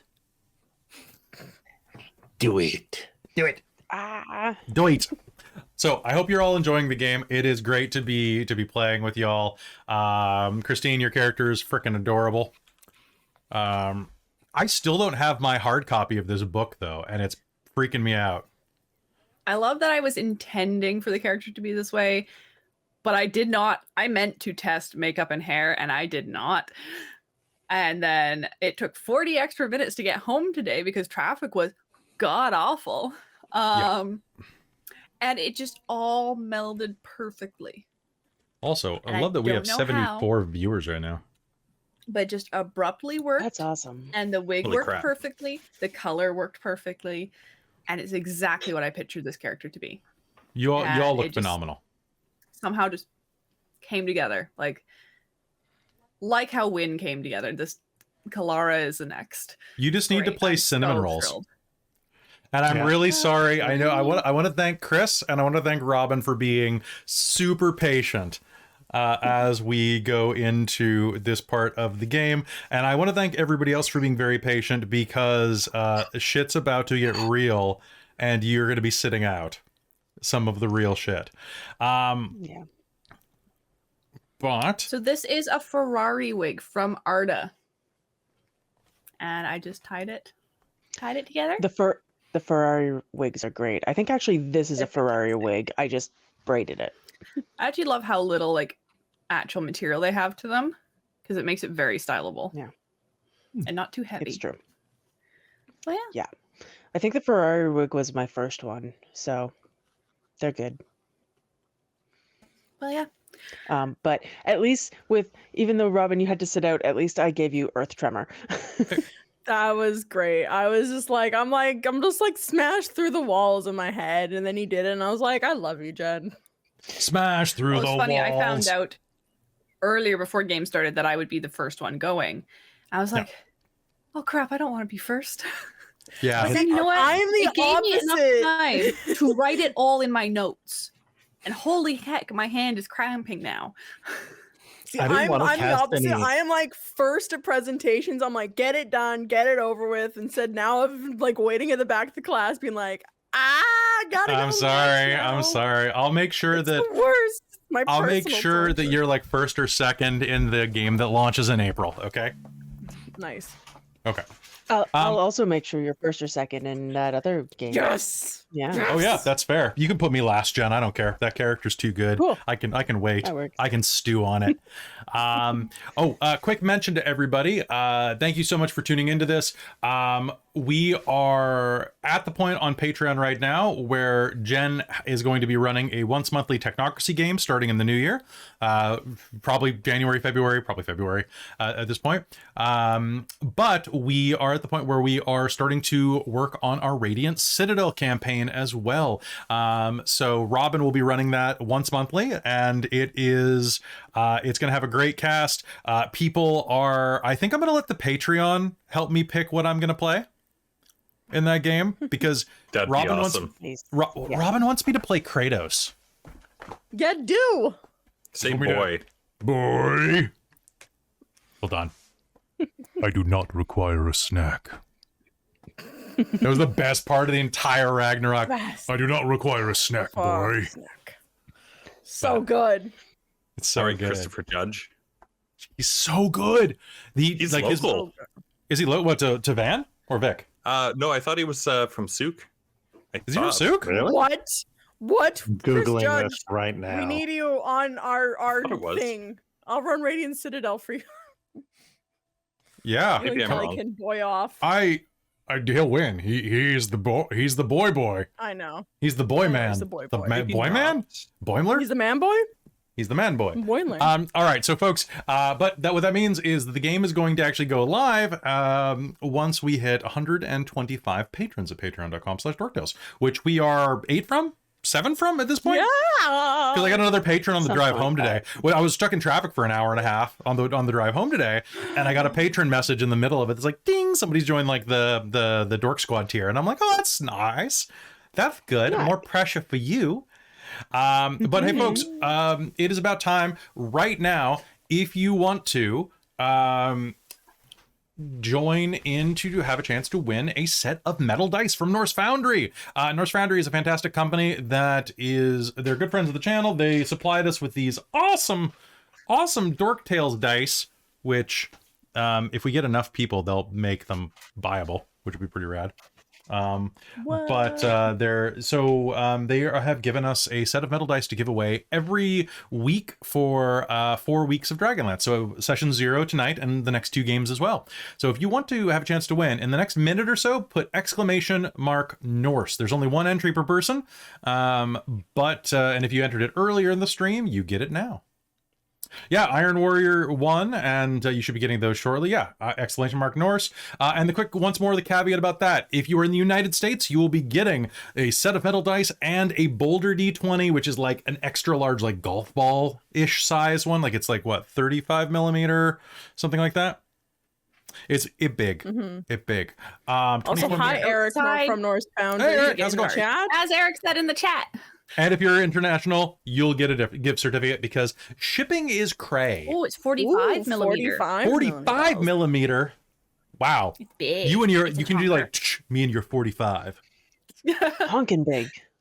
You know, I have to flag that on. If your name is drawn for the giveaway, please message me. So that's a whisper to Lady Liliana in the chat with your email address and where you are, international or USA, so that I can pass that on. Nice. Oh, and I was wrong about the where he's from. It's a different Christopher Judge. Different Christopher Judge. There are too many Chris's. Too many Chris's. I know. Also, real quick, fun thing about that while we're waiting to do the draw, me just saying 45, I have to flag that on YouTube for my ad revenue. If I mention guns, if you make a sound like if I mention guns or pretend I have a gun, I have to mark it the same. So that's why every episode of everything on there, I flag for potential, I flag for mild drug references, gun references, and violence. Because at the very least, we're probably like crossbows and stuff like that, or does that like? I just round up and say that it might count as a gun, right? Well, it's also fair. I'm just curious for YouTube's thing. Like, is it like I also flag violence or like I flag for things that are I do the mild flag for disturbing content and other things because I'm worried that there are not nice people watching the stream and are going to flag it because we're LGBTQ friendly, and they'll be like, "Oh, this is disturbing to me." So I'm like, I'm just gonna say that like there might be that type of content there, so they can't like try to like kill ad revenue. Right? Yeah. Deadlands was in the chat. Sorry, Luthien. I was thinking mage, Victorian era. Oh boy, mage. Yeah. Well, thankfully, it's just talking about it. It's not showing it, so it's that gray area. True. All right, so folks, being a role-playing stream, it's kind of weird. We're like an audiobook, so it's not really the same thing as showing it because you can talk about graphic violence without showing it, and it's different. Huh. So it's weird. It's weird. Today I learned. Go subscribe to the Patreon, or go subscribe to the Patreon. Join the Patreon. We need 8 more people or 7 more people to get Robin's game, and for me to, see my boy, and to blow my voice out every episode. And then I'm gonna have to make a $150 tier, or 150 patron tier, which is fantastic. But also, !Norse. In about 20 seconds, we're gonna draw that. So, nice. So I'm very excited to go through this. We are going to get through the prologues and are going to have a little bit of time in Vogler tonight, but I think we're not going to push too far just because we don't have to. We got plenty of time for this. Mm-hmm. I feel like this so far has been a great introduction to the game. Like we're learning about the characters essentially. I was really worried because I'm working off of printouts right now from the PDF. If you've heard me shuffle paper, I'm sorry, because my book hasn't arrived. So that's why occasionally, I have a really good system with my books. I don't have it as much with loose leaf paper, which if I seemed it all scattered tonight, it's because my damn book hasn't shown up yet. Thank you. What? Who just did that? My damn book. Necro, thank you so much for the subs, bud. How do you join Patreon? So you go here. Aren't you already on? 4 more times. He's asking if Spook Saber, or sorry, I don't want to assume already Spook on there, Saber. bud. They want to ask for 4 more times. Also, I have to say that for modules, because I know you wanted to say compare it to like Witchlight, I think it's just a different vibe than Witchlight. Witchlight, I think, is a special snowflake. This that- is high fantasy, and I love it. I adore it. Oh, by the way, one last thing before we go back into game and do the draw. There are some rules. The folks who are going to run the module, there are rules that I'm deliberately ignoring because they change things from the fiction to make them more like 5e. I'm changing them back to normal, which is going to be annoying, particularly for Godfrey in a few minutes. I know, and I'll tell you at the end of game what I changed. But it's going to be slightly annoying for you probably, and maybe Rizira. But it's one of those things where you're going to thank me for changing it that way because it makes it more like the book. It feels way too D&D-y if you don't house rule it to be like the book. So this I'm is rereading the first one. I'm almost done. They're so much I was fun. like, this needs to be a completely different mechanical set for it to fit in 5e. Yeah. Mhm. And when I saw the module sneak peeks, I was like, oh, that doesn't really cut it. So I'm glad you're making the storyteller decision to I mean, make with the how mechanics patriotic I was reflect being, the world. Yeah. All right. So speaking of I look forward to finding out what that is. Right? yeah, I We'll be think I doing know. Probably does not. I think I know. we'll be doing it in just a sec. So all right, let's go ahead and draw the prize for Norse Foundry. Christine, All righty then. it is And drum roll. Soul Omen. congratulations! Hey! Almost Whisper there. me Soul. with your details on where you are. Oh, I love it when email, people who've been and with the channel a country long location. time get something back. Oh, Soul, congratulations. You'll have your choice Nice. of a few different sets. There are some really amazing ones. I think you're going to take the Bifrosts though, or the full moon like werewolfy one, Soul. I think I know you. When you get it, Saul, post a picture of the giant one. I Yes, would love to see please. it in the Please. Discord. Please. Next to something small like a penny or like Or action real banana for D20. scale. Something Real we Or can- D20 normal, giant. or normal. banana for scale. 20. Get one of those Banana like for scale. runts bananas and put it next to it, and then take a picture of that. Oh my god. Yeah. So congratulations, Soul. You did it. And folks, hey, if you didn't win tonight, come back next week because we're doing this for 2 more weeks. Thanks to Norse Foundry. Be sure there's still time to get some of your holiday stuff from Norse Foundry right now. And if you go and buy from them and use code DorkTales, DorkTales10, you'll save 10% off your purchase. So yeah, we don't get anything back from that aside from helping you save money and buy from a really good company. So definitely go do it. Go support them. Norse Foundry has always been really good to us, and they're really cool people. You can also join their Discord, and they do a lot of really cool games with some really impressive technological stuff, particularly on an Alien game I watched. That really blew my mind. Their Alien intro stuff was real slick. Yeah, I can't explain it. It just looked real cool. But anyway, Eric, thank you so much for your support, man. You are awesome, and I really love to get these out here to you guys. So be sure to come back in 2 weeks, or 2 weeks. To come back to the next 2 weeks, I should say. I should remember how to speak. All right, y'all ready to go back to Dragonlance? Shadow Yes. of the Dragon Queen. All right. Let's head back into game in 3, 2. Welcome back to Dragonlance, Shadow of the Dragon Queen, here on Dork Tales. Our story now takes us north along the Vingard River. It's a lovely day for Godfrey, Highvalor. You've been traveling for some time from your home in Salamnia with a Knight of the Rose, Levna Drakehorn. She is to be your guide and to act as your supervisor, since you're still a squire, as you travel to say your last respects to Ispin Greenshield in the small town of Vogler.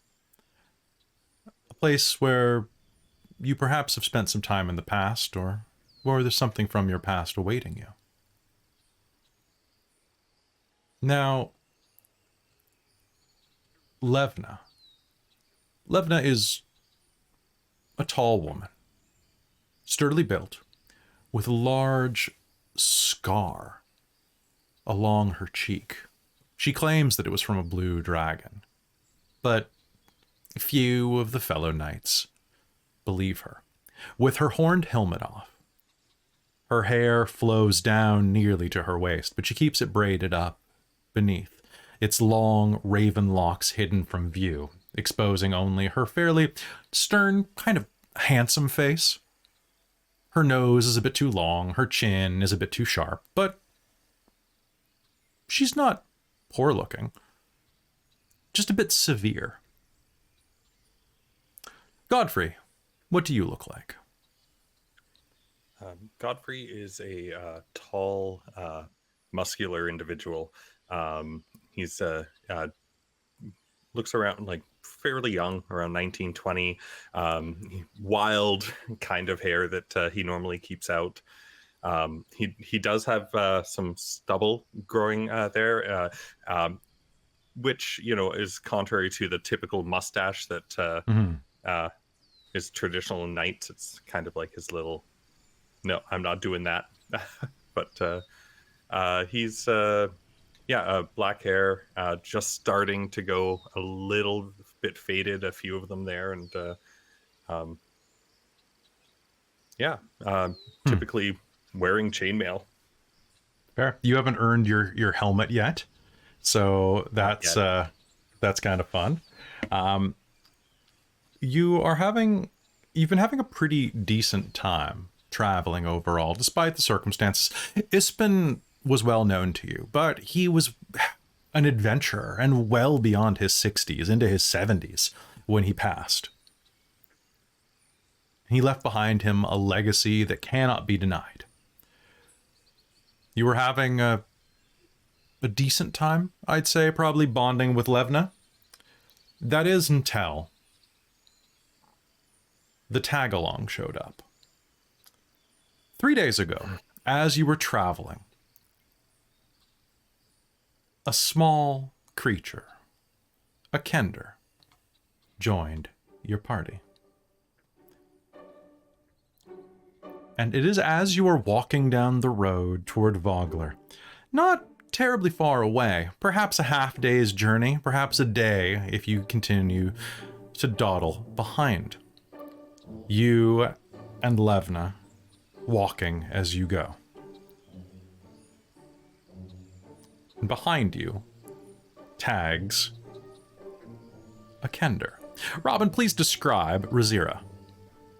All right, so Rizira is 3'5" kender with this kind of lovely reddish gingery hair in a top knot, has lovely kind of soft but slightly chiseled features. She is often wearing a bright kind of orange gold shirt with this scarf that's also orangey black around her neck, and this beautiful velvet, or not velvet, purple kind of corduroy vest that just has tons of pockets on it, and in it she carries a few daggers and a couple short swords with her, and she has with her, as always, a bag that is full of just wonderful things that she finds along her adventures. Nice. And she Finds. They weren't there, and then they were. They were. I don't know how they get there, but they do. All right, so right before we start, I'm going to say, Godfrey, can you do me a favor? And you and I, as Levna, are going to do competing perception rolls. All right. Well, that's a number. Ooh, that's a good number. 21. Robin, please roll a D100 Okay. and PM me what you have in your hands. All right.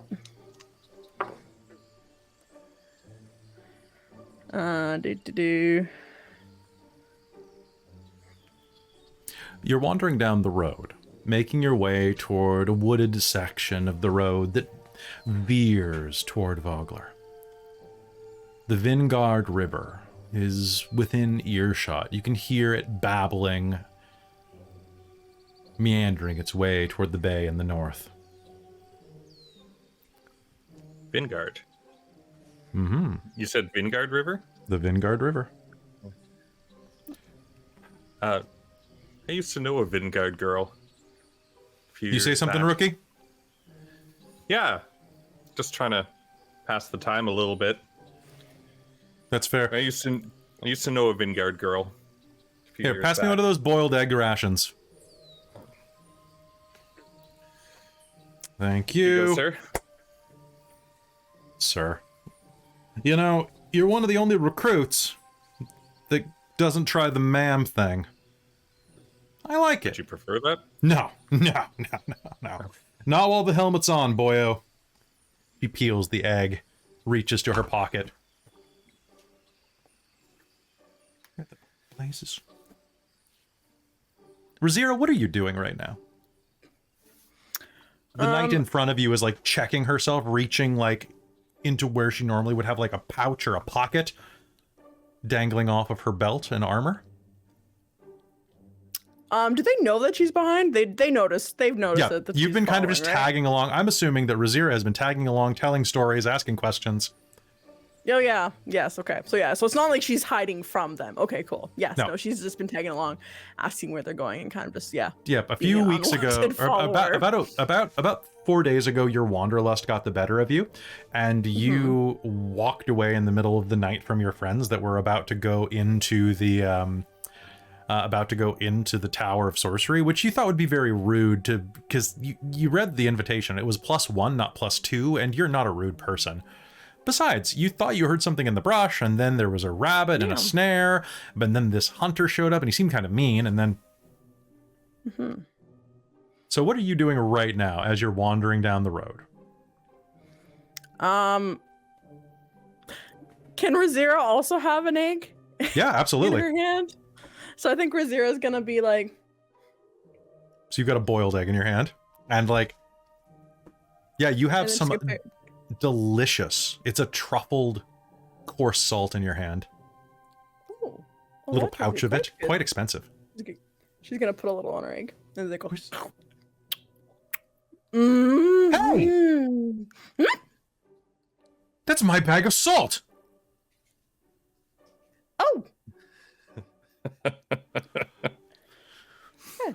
I'm not about to eat an egg without salt. Hand it over. I don't know how to cook here. Sorry about that. Things just wander into my. I must have dropped it. I picked it up for you. Thank you. She gives Godfrey a look. Nice of her to return it. It is quite tasty. Where'd you get it? I hand-picked it in Salamnia.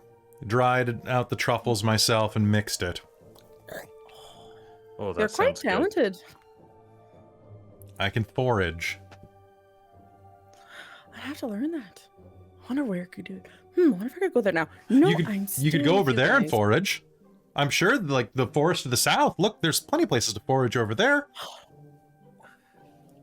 Are you trying to get rid of me? No, I'm not. That would be very rude. That would be. What's your insight? Can you roll insight for me? Yeah. We should. That's a 25. We're all heading in the same direction. Yeah, she's probably joking with you. She might be testing your courage. That's what Naiads do, right?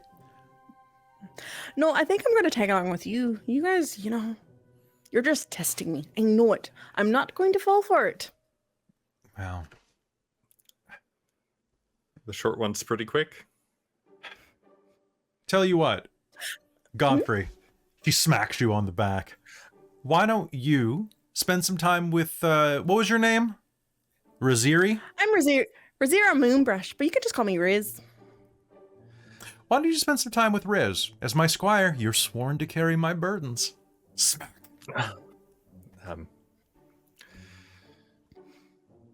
Yes, sir.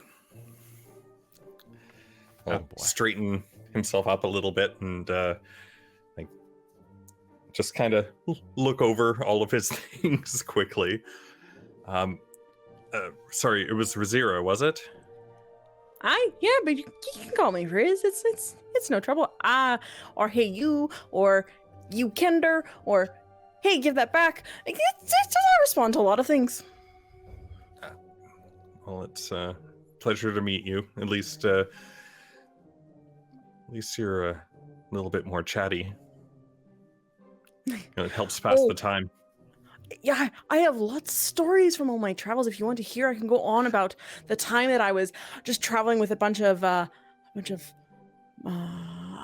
would love to hear some stories. Yeah, that'd be great. Sure. I'll tell you about this one gentleman that he was so amazing. I started very similar to how I've met you guys. I accidentally found one of his items, but Ibsen was a really good guy, Mr. Green Shield. She puts the water skin back at her waist. Excuse me, sorry, Riz, that was Ispen? Did I hear what I thought I heard? Yes, sir. Yeah, quite well, actually. We're, where are you heading? Well, I was supposed to meet up with my two friends. Well, we were all supposed to go up to his funeral together, but then one of my friends had an invitation for a test of some sort, but it's +1, so I didn't want to be break any rules or anything. So I decided to just go along, and then I found a rabbit, and then I found a stream, and then I found a caravan, and then I went on my caravan, and there's a pretty horse. The horse was so nice to talk to, of course. And then I was traveling, and then I found you guys. But we were all supposed to go to his funeral. What about you? How do you know him? I met him when I was a bit younger. He helped train me a little bit. Oh. Yeah, he seemed like quite the adventurer. He had some great stories, but I would love to be able to tell the stories that he did. He was a good man. Right, Levna? He was a legend. He honors us, having us at his funeral. And if but you know what they we would say? be honored to have you travel with us to there, wouldn't we, Levna? A friend of Ispen's? If she's a friend of Ispen's, then I don't think we could turn her away. Aw, well, yeah, I'd probably just follow you, if that's what you're going. But now that I'm well, besides, honestly, like, it's quite solemn to think about funerals, but really, it's just the next great adventure. That's just how I see it. I don't see it as a sad thing. This is why I'm wearing still my bright colors, is because Ibsen just went on the next adventure. I'd like to eventually go see that, but maybe not yet. I still have my own stuff to do here, but... Well, do you have any more of those spices or salts on you? I don't know. Do you? They may not be. I have my own spices. Is that my saffron? Come here. Let me look inside the... Levna goes and tries to start frisking you for spices. And it is at that point that you are going to hear a quivering scream echo from around the corner. I'm gonna run towards it. Please help! A young man shouts and rushes around the bend toward you. He's about maybe 14 or 15. Long, kind of shaggy blonde hair, like Luke Skywalker shaggy. Runs up to you dressed in peasant clothes. Oh my god! Oh my god! Oh my god! He runs up to you and just collapses, gasping for air at your feet. What happened? What's wrong? Please help me. You gotta help me. You gotta help me. Please, you have to help me. What's wrong? What happened? They're right behind me. They're right behind me. They're coming here. They're here to be here in a second. Please, you gotta help me. You have swords. You have swords. You gotta help me. Who's here? I'll look towards Levna. There's no one behind you, son. You can make me a persuasion roll if you want to try to calm him down. Sure. Nice. I think that's a dirty 20. A dirty 20. Oh, beautiful. So what do you say to calm him down? Look, there isn't anyone behind you. You're safe now, all right? We've got you. Just breathe a little bit and tell us what happened. Maybe we can try and help you. That's what we're supposed to do, right? My name's Reese. I work at a nearby farm and I was hired by a group of soldiers to travel with them and take care of their horses. I don't know much about the soldiers, but I heard them talk about they're a bunch of troops. Oh God, I think I'm gonna throw up. There are a lot of troops. But we were traveling through the woods up ahead, and then suddenly these people in black cloaks came and started attacking us, and I didn't get a look at them. I hid in the brush and escaped while the soldiers were fighting, but then the soldiers started losing, and I think they're in trouble. You're soldiers, right? You're wearing armor. Could you please you have to help them. I don't think they're going to be able to hold up to them, and if they're nice people. They're just about a half mile down the road.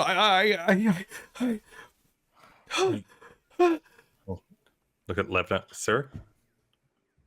Well, Sounds we're like inside. bandits. So yeah, it does sound like bandits. Rizira's already gone. Hey, Where's the Kender? Hey, wait, you can't go alone. Well, come on then. Come on. We got to help. He said it was urgent. Come on, run faster. You have bigger legs. Come on. We do have bigger legs. Let's go. You head forward with Levna. Yeah, absolutely. Okay, Reese will Try pull and himself catch up to his with, feet. try and catch up with Riz. Okay. Reese will try to chase behind you. It's just up here. You move into the woods. Stay I'm sorry, behind go me. ahead. Into a darker area. As you get closer, Reese pauses. And, I'm not going to go any further. It wasn't much beyond here. Please be careful. We'll be fine. And Levna draws her sword. I will follow suit. Yeah, Rizira takes out a sword and a dagger in her hand. Do we want to go sneaky? I think that would probably be advantageous till we know what's going No. on. Godfrey, I don't hear steel right now, Alright. son. All right, but stay close. We shouldn't be. It's not like you and I can be sneaky with what we're wearing. It's no good if she sneaks off and gets killed. He has a point. Stay with us. Okay. You step forward, and as you do, you can see that just on the other side of a hill, a wrecked wagon lies toppled, surrounded by armored corpses. Robed figures dressed in black cloaks with strange bulges pick through the remains. However, what's your passive perception, Godfrey and Rizira? 14, I think. 1 second. 14. And 18. You're gonna notice that something is wrong about these people. These cloaked figures. You'll see that they have strange appendages stretching the fabric. Wings?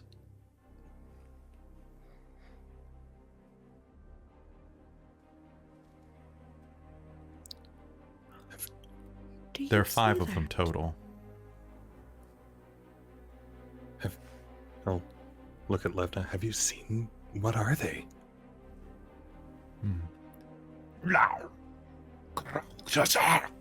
One of them snarls in a language that I don't think any of you recognize. It's harsh, rasping, and almost reptilian. We need what?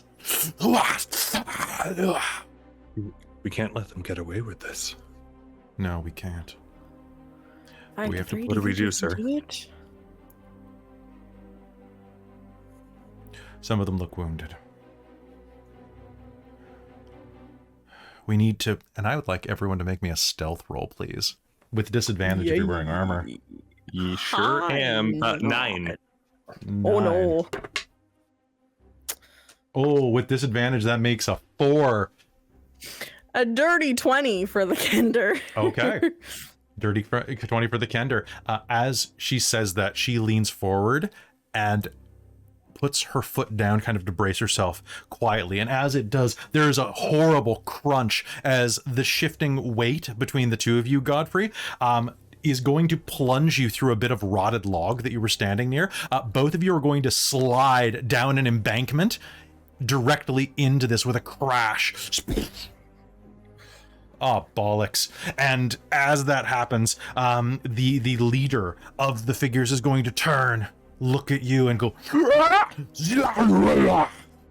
and the others will turn and raise their hands, which are long reptilian fingers with claws clutch short sword. Look on in horror. Interesting. One of them rasps at you. Roll initiative. Oh boy. Ooh. Ooh. That's a good 18. That's a Oh god, good one. that's a nat 20. 22. That's a 13. Okay. 20. 13. As 7, Jen is 6. saying in our private chat, don't die. Gonna try not to. Okay, and a 17. We got for this. Levna. Okay, go ahead and pop it in our chat real quick, folks. It is time for the first combat of the game. Yeah. How do you spell Levna again? L-E-V. Levna. Yep. Perfect. Okay, so these guys... Oh, I love it when enemies have a +0 to their initiative. Okay, so... Rizira, followed by... Also, chat, seriously, let me know if Rizira is talking too fast. I wanted to differentiate her a little bit from Darcy with the Irish accent, but if it's, like, let me know if I need to slow down with that. I think you've been I'm doing trying quite to well. keep- I've been very pleased with everybody's characters cool. tonight. Cool, I just want to make sure, because I know a random made a joke in the Twitch chat about taking notes with Rizira is going to be a challenge. So Well, I don't like, think most people are taking notes, thankfully. That's true. But yes, Okay, no. so then it is... So it goes that, then it goes Godfrey, then it goes... Oh, hey. It's so weird being like, I know what these are. And being like, but he doesn't. Yeah, no, me too. I was like... I know, right? A little bit, and I was like... Oh my gosh. We get Okay. to be like some of the first that see these things. Right? That's like terrible. I love it. I know, right? Enjoy. All right, so it is initiative time, my friends. So the initiative order is Rizira, one of them, Godfrey, Levna, the rest of them. Oof. Okay. Okay, so you're basically fighting in waves except for that first one. You're going to stumble down the embankment, and at that point, I think it is time for us to enter our first combat. All right. As you slide down the embankment, Rizira, you get first initiative. What do you do? Okay, how Four far of away them. are they from me? So they're about 30 feet from you. The first one is. The leader appears at the back about 70 feet away. And as you fall down the embankment, he lets out a bellow that, without even understanding the language you know, means, get them! So did they, with my stealth roll, did they see me as well? You don't think so, but you don't know. Okay, cool. Yeah, I know. Just, but you said fall down the embankment. I was wondering if I fell with them or No, not. you did not. Okay, cool. That's I should. So you're pretty sure that they distracted. Cool. So I think that's a bonus action, 60 feet. All right. Rizira is going to leap from the embankment following them and would like to, as an attack, hurl a dagger at the closest one while Okay. taunting at them, being like, That sounds... "Hey, come here, you old slimy lizardy bastards!" Okay, you may do so. Go ahead and make me that attack roll. Do I get that attack at advantage because they did not see me? You know what? Sure, I'll allow it. Yay! I'll spend your Sneak something good. attack! One of your something good happens for that. Okay. For that snack attack! For that snack attack. Which I'm glad you did, because one of the ones I rolled was a 4. The other one I rolled a 14, dirty 20 to hit. That is going to be a hit. Roll me damage. All right, with a dagger, which I'll have Now, are to you fetch throwing or that are you later. stabbing? I would like to,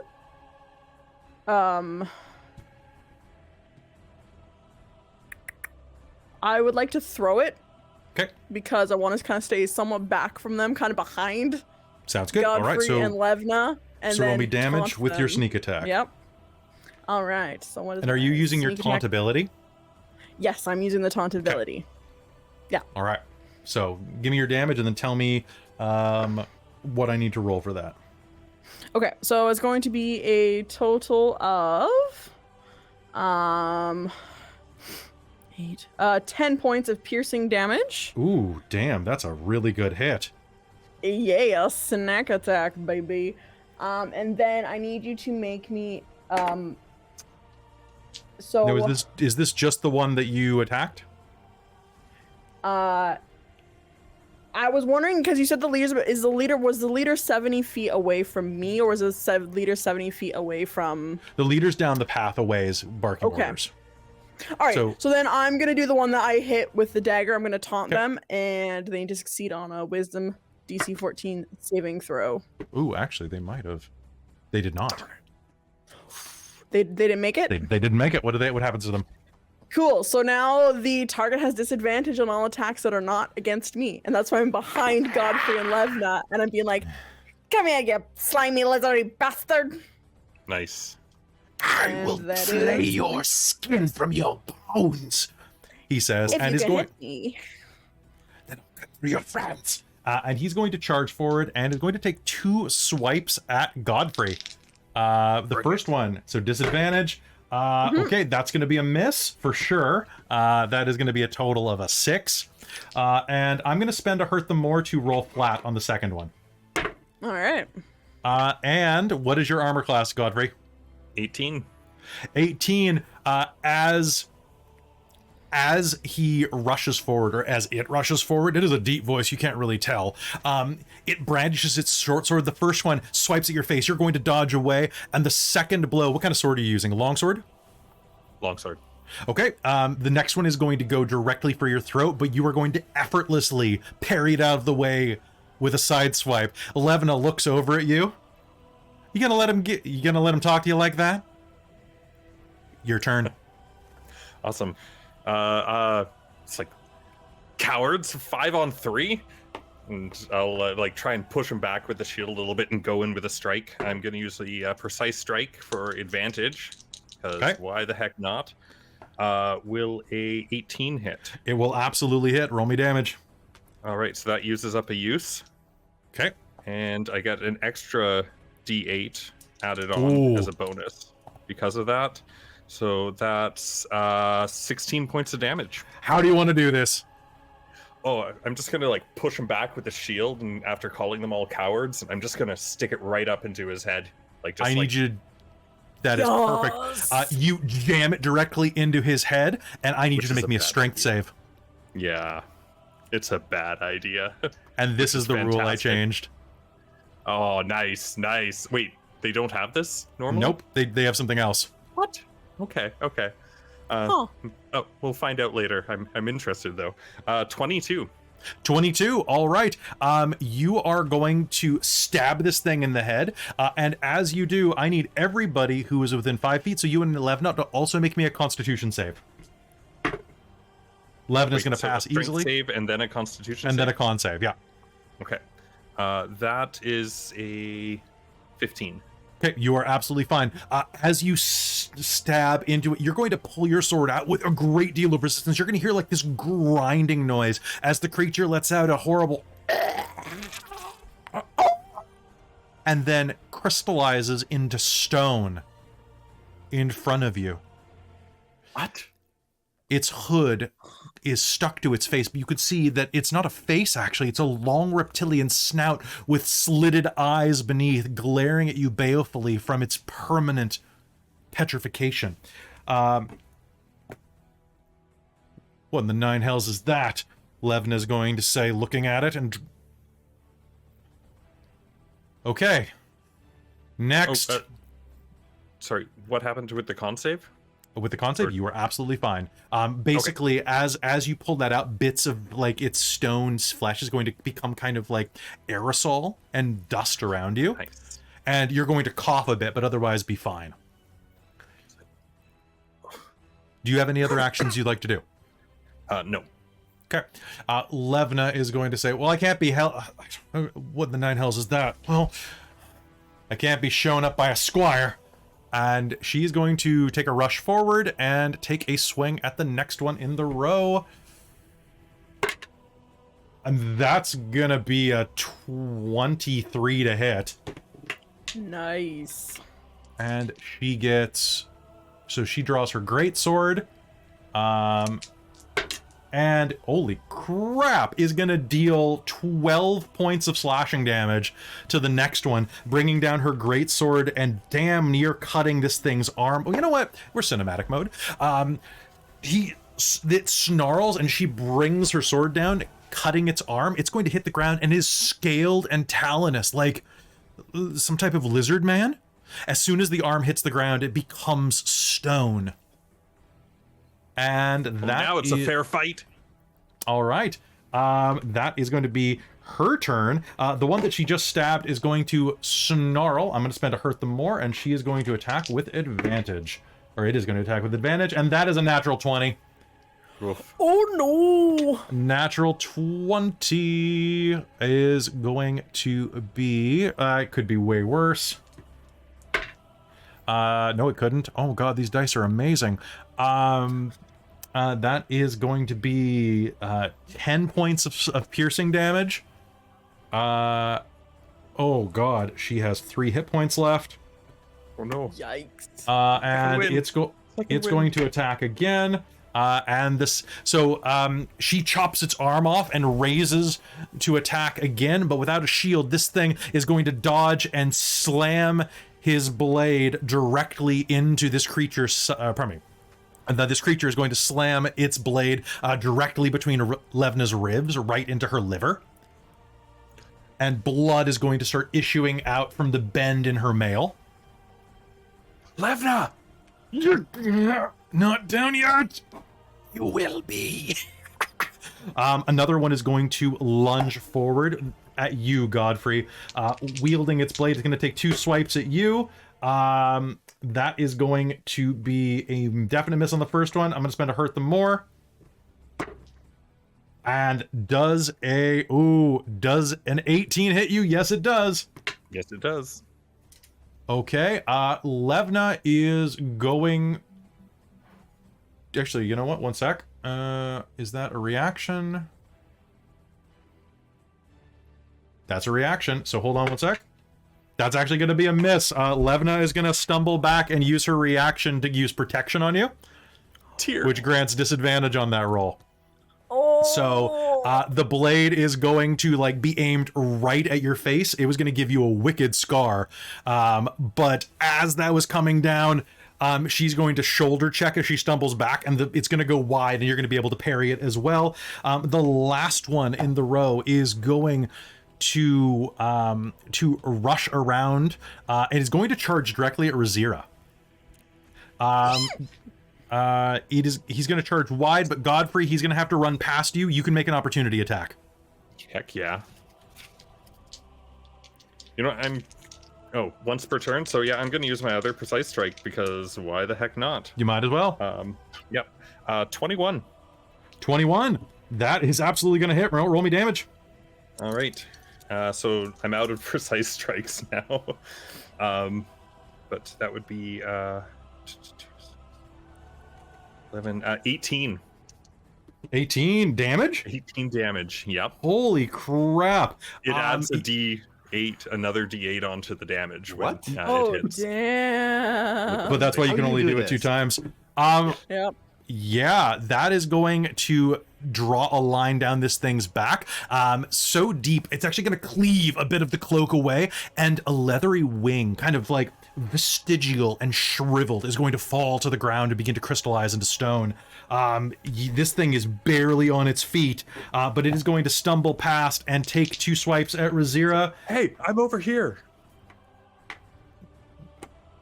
I will kill the small one and then you! Rizira, I'm going to spend to hurt them more. Boop. Oh, man. It's going to frenziedly strike at you, missing once, twice, 3 times, and he is going to swing one final time with a 21. That'll do her. Okay, you're going to take 4 points of piercing damage as it rushes forward and stabs you in the shoulder. And that is going to be the end of the first turn. Ooh, you guys are not in good shape. Rizira, it is your turn. There's one of these things directly in front of you, breathing down at you with this horrible draconic breath. Oh, boy. Have you thought about taking a break? Dinner. Well, good thing it's only noon. And I will take a stab with my rapier at him. Good thing it's noon. Stab. Yep. Awesome. Yep. All right. So, I am not within. He's not within 5 feet of another enemy, right? He is not, because you are further back. Yeah, that's fine. I just rolled this flat, so no snack attack on this. That's gonna be a 21 to hit. 21 to hit is absolutely going to be a hit. Roll me. Oh God, you don't think you're going to need to, but roll me damage. Ooh, that's 10 points of piercing damage. I need you to make me a strength save followed by a con save. Oh boy, of how I want to do this. How do you want to do this? I think so. Yeah, Rizira says, "Good thing it's only lunch," and then she's going to take her blade and just stab through the base of the neck up like through bottom of the jaw up through the top of his head, to like shut his mouth like a shish kebab. Sounds great. Make me a strength save. Okay. Well, that was actually good for my strength save. 18. Okay. You are. You know what? Roll with disadvantage. I'm spending to hurt them more. Oh. Thank you, chat, for buying me 7 hurt them mores. Oh, that's a 9. Okay. You are going to try to pull your dagger free, but its body petrifies, sealing your dagger inside. My rapier, you mean? Not your my rapier. dagger. Pardon me. Your rapier is trapped inside of the monster. Give that back. I want that back. And then a con save. Oh, lordy, no. That's a botch, my friends. Okay, and so you are going to try to pull it back, and are you just you want this desperately back? Yes. Do you totally. enough to? So you are going to put your foot on this thing's chest and rip back, and you are going to snap your rapier from the tip. But as you do, you're going to pull the jaw forward, and a plume of this petrifying dust is going to hit you. You are restrained and will begin turning to stone. Oh no. At the start of your next turn, you will make a save again. If you fail, you will be petrified. So do I have the rest of my action or no? You will have the rest of your action, yeah. But you will start to breathe, and you'll see your fingers begin to turn to stone and feel your mouth creeping into stone. I don't think this is very good, is it? But hey, this is a more bad guy's bonus action. I'd like to chuck my other dagger at the closest weird lizard thing. Okay. Absolutely. And I have no more weapons after this. Sounds good. All right. So for purposes, my dagger is broken off, or my rapier is broken off, so Yeah. I have no cap. Cool. Your rapier will, I'll say that it's broken, so it does a D6 instead of a D8 now. Cap. Can I get, and is there a place I can get that repaired? Yeah, there's a blacksmith in town. Did you get a nat 20? A nat 20. All right, roll me damage. Nat 20. Yeah. So you're targeting the Unfortunately, I don't one get it. that Godfrey already stabbed, or that Yes. already hit Yeah. with the dagger. So you might as well follow that up. Also, other players, check the chat. The PM. I don't get to add my modifier, cause it's a bonus action. But that's gonna be a total of 4 points of piercing damage as she goes. 4 Yeah! points of piercing damage. Does a nice, like flippy. I'm going to need those back. Also, I'm feeling a little bit stony. A little bit stony. Okay. Okay, Rizira, you start to turn to stone. The monster that you just peppered with another blade is going to turn to Godfrey. You're going to die like the rest of the knights. Too bad you aren't one. And Godfrey, that's going to be 2 20s to hit you.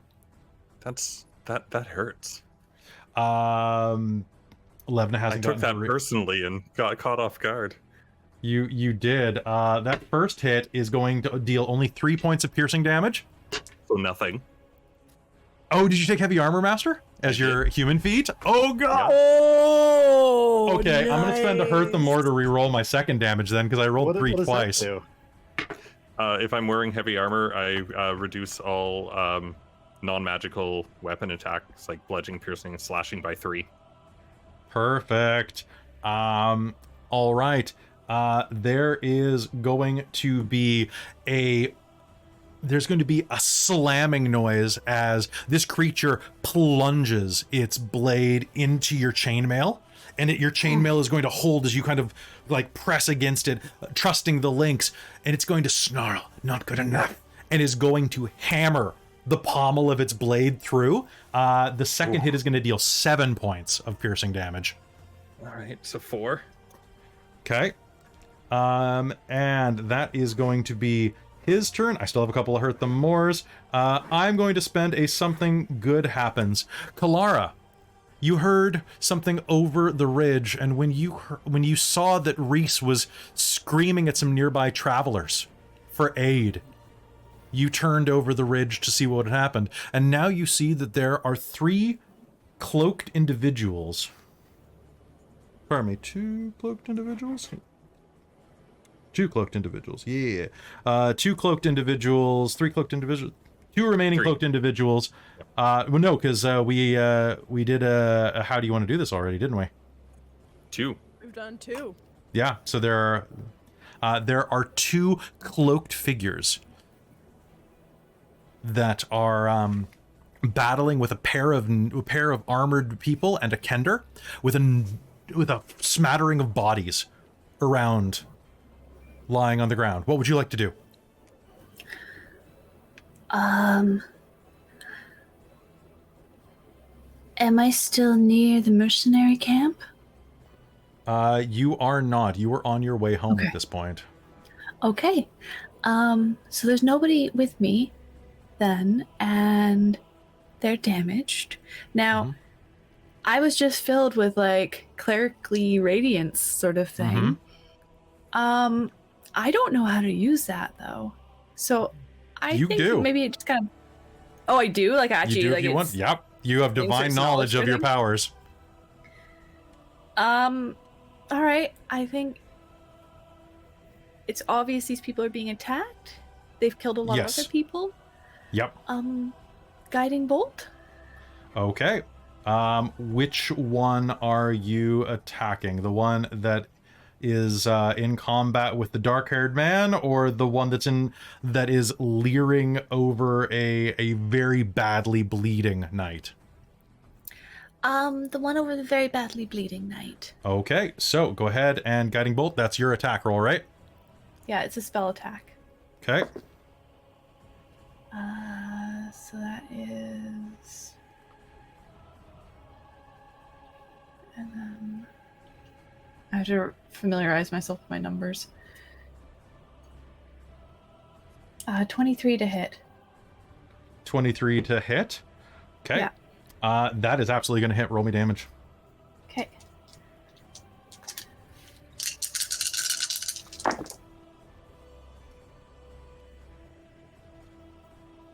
10 damage.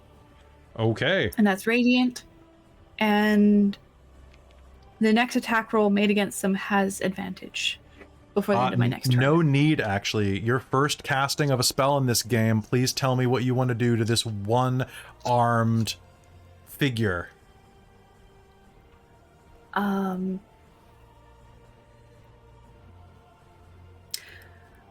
think what is this? This is a vocal somatic. So I think the words just burst from her. And I think maybe the staff might be the somatic part. I think so. I think you just like It just wave it around swirls in a specific around. way. And casts the spell at them. And this bolt of glowing energy streaks across and slams into it, maybe kind of doing the knockback sort of thing, where everything kind of goes limp and back.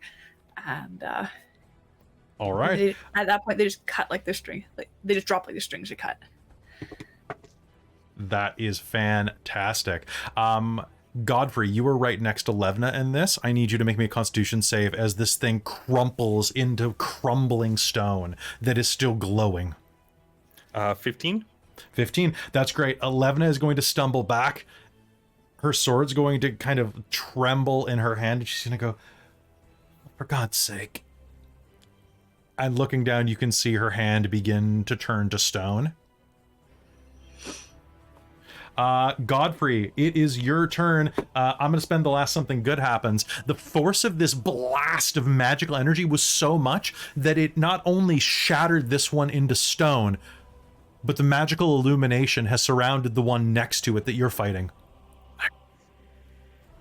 You have advantage on your attack. This is, but I'm going to take it.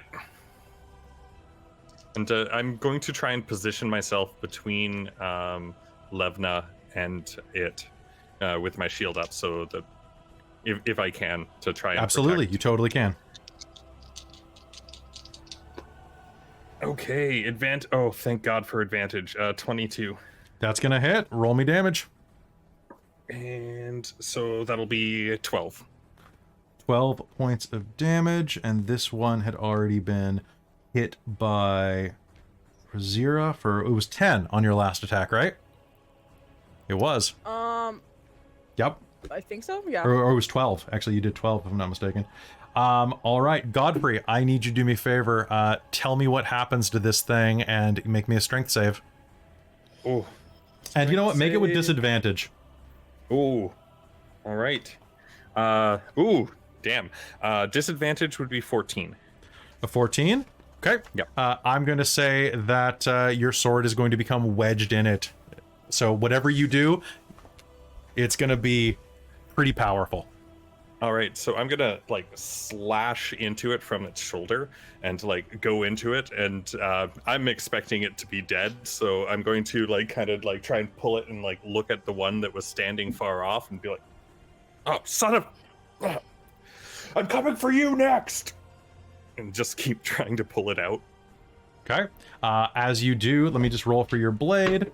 Your blade is still intact, but it is lodged fast, and I need you to make me a con save. Con save, I'm going to say that you have interposed yourself between Levna and it. Sweet. That would be a 14. A 14? You are okay. You cough a little bit as this thing turns to stone and dies. And as it does, I need Rizira and Levna to make me another Constitution save. Okay.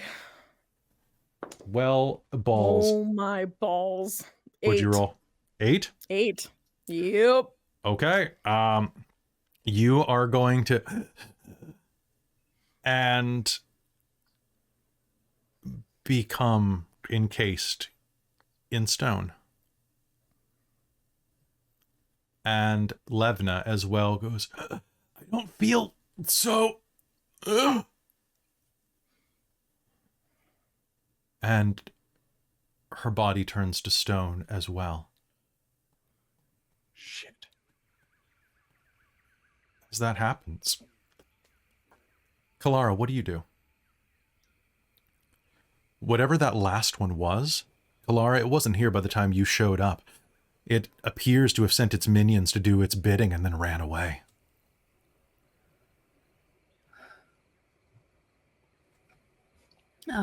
I think she's gonna run towards, because they're all down now, right? So it's just They're all down the one except for standing Godfrey. knight. Yeah. She's going to run over to try and help. So glancing around, there are, oh God, there are a number of dead knights on the ground.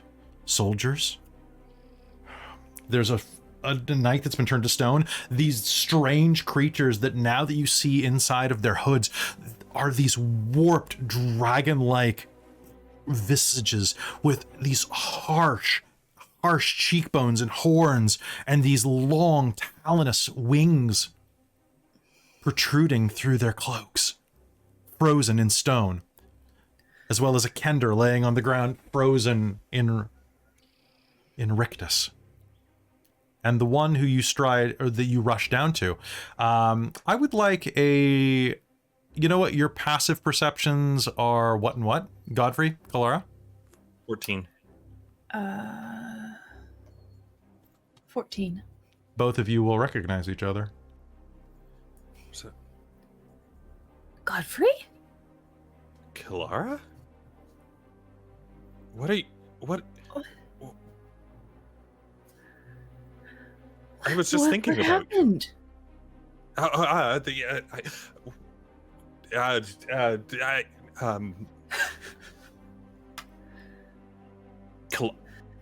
Is that really you? Oh, I don't know.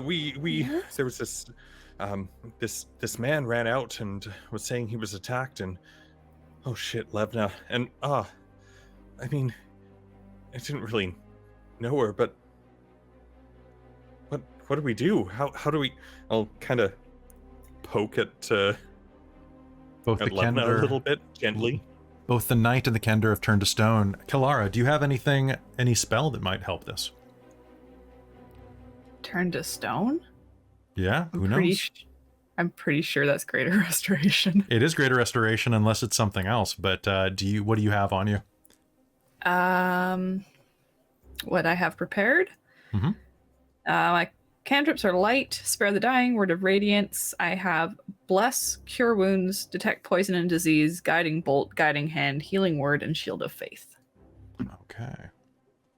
Yeah, try guiding bolt to see what happens. Yeah, I'd say guiding bolt though. They just All right. They just Do you want me to start crumble into rolling, bits. some Earth D4 or Tremor. D6, just starting to drop some drop the lowest, roll 6 sets 3 times. I think that might be good. I would like both of you to make a perception roll. Okay. 11. 11. 23. Kelara, as you lean down to try to figure out what is going on here and how to help, are you going to the knight or the kender? I think I'll start with the knight, since that's who I tried to save initially. You are going to hear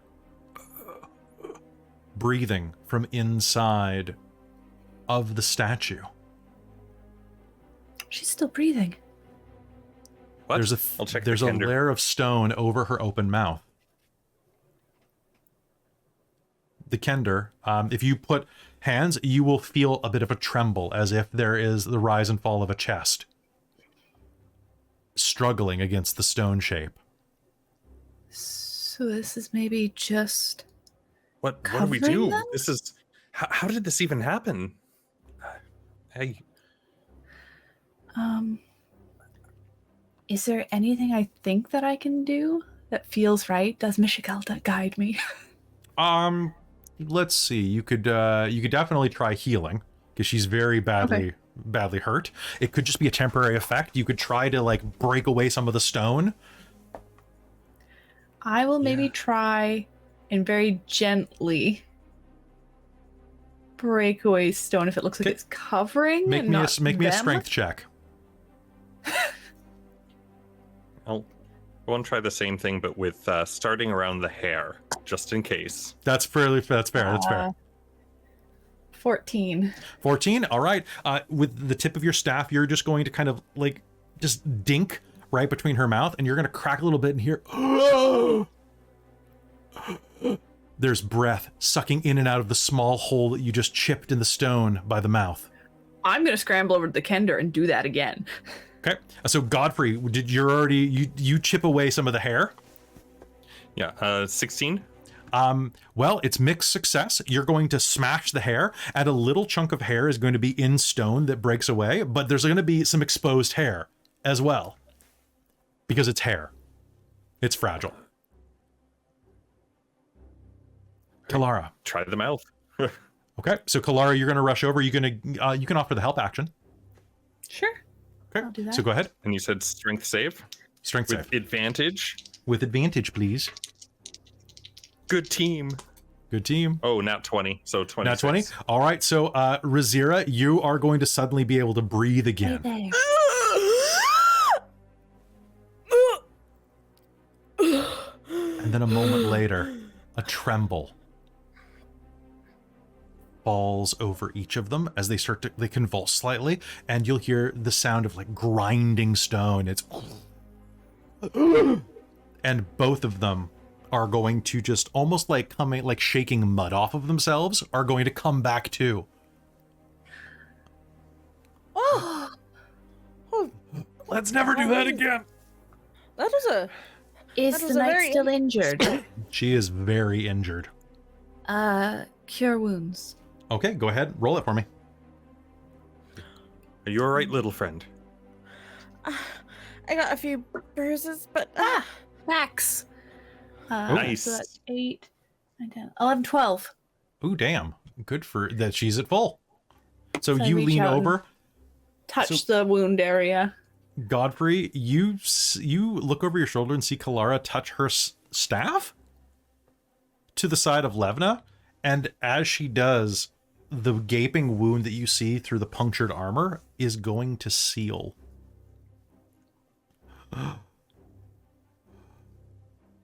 What did you just do? I don't really know, but it seems to be healing. That's incredible. Levna will reach up and pull off her helmet, and like long black braids are going to cascade down her armor, and she's going to... By the gods. Well, I mean, I think one god in particular. Kelara, what? How did you do that? I don't know. This is the girl I was telling you about, Levna. Like the... Yeah, you know what? I approve.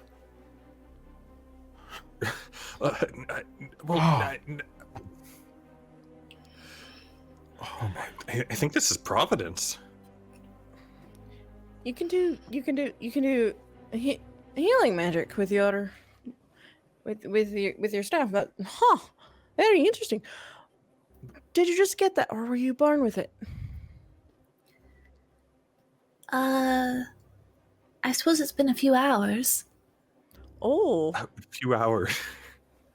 How Rizira's gonna how go did- get her daggers during this as well, and Your give them daggers that are info. frozen into the thing that they were stuck in. You threw them into one of them that was killed. They are permanently lodged inside of the Draconian. I thought I didn't kill one of them at least. But it's stuck in them. Oh, it's stuck in them.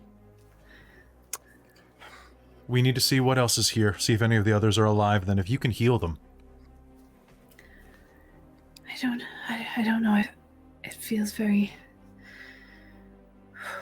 wearying. But I do know other healing. Herbs and bandages and whatnot.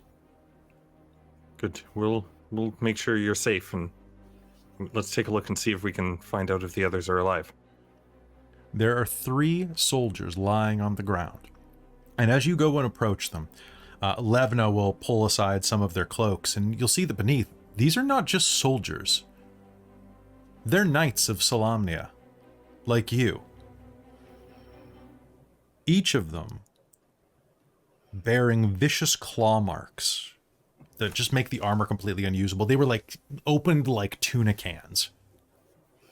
Their bodies are just destroyed. Limbs are missing. It is quite a scene of carnage. As Levna looks down at it, she's going to look up at you, Godfrey. Here. The armor's not salvageable, but you've earned this. And she reaches down, grabs one of the long swords that they were wielding, and hands it to you. If more of these things come back... Kalara's going to be leaning on her staff now. This Can you is heal a little them? too much like her nightmare.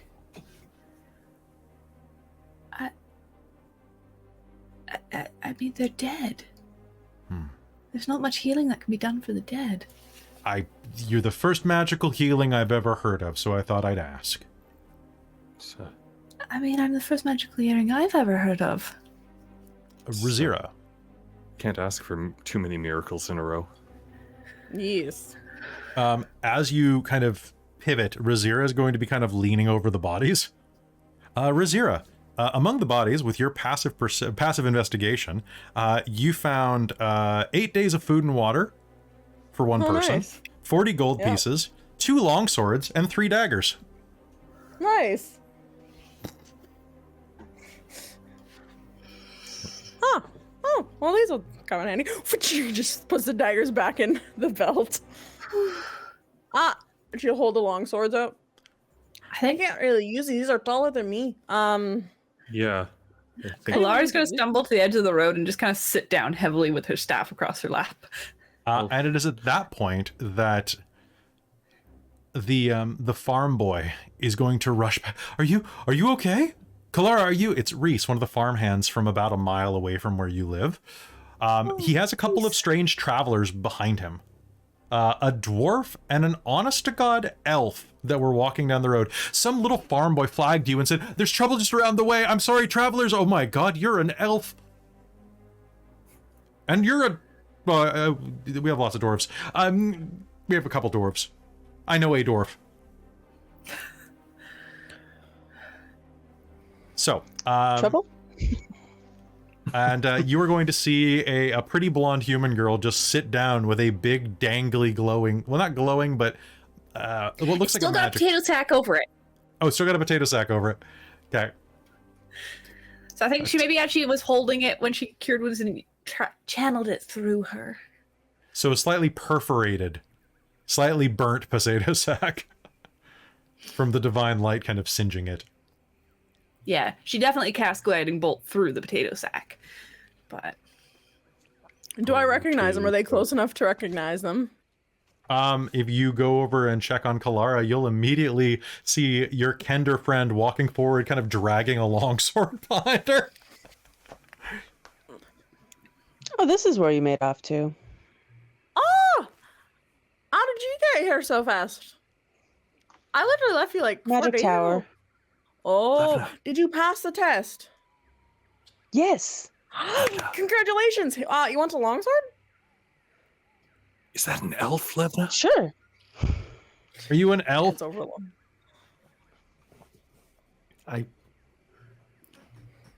Well, if I said no, would you believe me? At this point, sure. I'm ready to believe anything. Look, farm girl. Do you have any more of that for... He's a little banged up. Godfrey? Yeah. More of what? I'll be okay. She can heal people. Is I Rizira think I like can stop whisper him to from them? dying, but that's about it. I'll she be looks okay. just like really exhausted from this, probably. Because I'm out of spell slots. Like, heal? Like me. Bye, Rayor. Kender's spreading stories, right? Oh, they're my friends. I was talking to you guys about on the way up. They're your friends. It's okay. Or You were didn't mention I- that they were a dwarf and an elf. Friends is a bit... Oh, You known Rizira longer than an hour? Yes. You're her Hazeal. friend. Friends is an apt description. What are Thank those you. things? Godfrey? I don't know. Levna, like, Did I kill do that you know one? what? You I don't know what they saved are. Levna. You're wearing robes. Are you a magus? Yes. Yes. You want to see something that'll... I don't have a euphemism for this. I'm kind of in shock. Do you want to see something really freaking weird? Always. Approaching, you're going to see a scene of carnage. While you were talking, Levna and I think Godfrey probably stuck around for a second, have kind of like tried to arrange the bodies of 3 Salamic knights underneath like a canvas that was part of their wagon. Unfortunately, the wagon was being pulled by a horse that is no longer with us as well. It was killed in the raid and probably harvested for some meat. But it's all under the canvas wagon cover. But standing in the middle of a clearing, you are going to see, just for a moment, 3 piles of stone and dust and one figure that looks like a strange, hunched reptilian monster wrapped in a cloak, brandishing claws and a short sword. And then as you approach, it is going to crumble to dust in front of you. Now, so much for evidence. Well, they'll take your word on it. Yeah, around these parts, the hinterlands aren't really very pleased with us these days, Squire.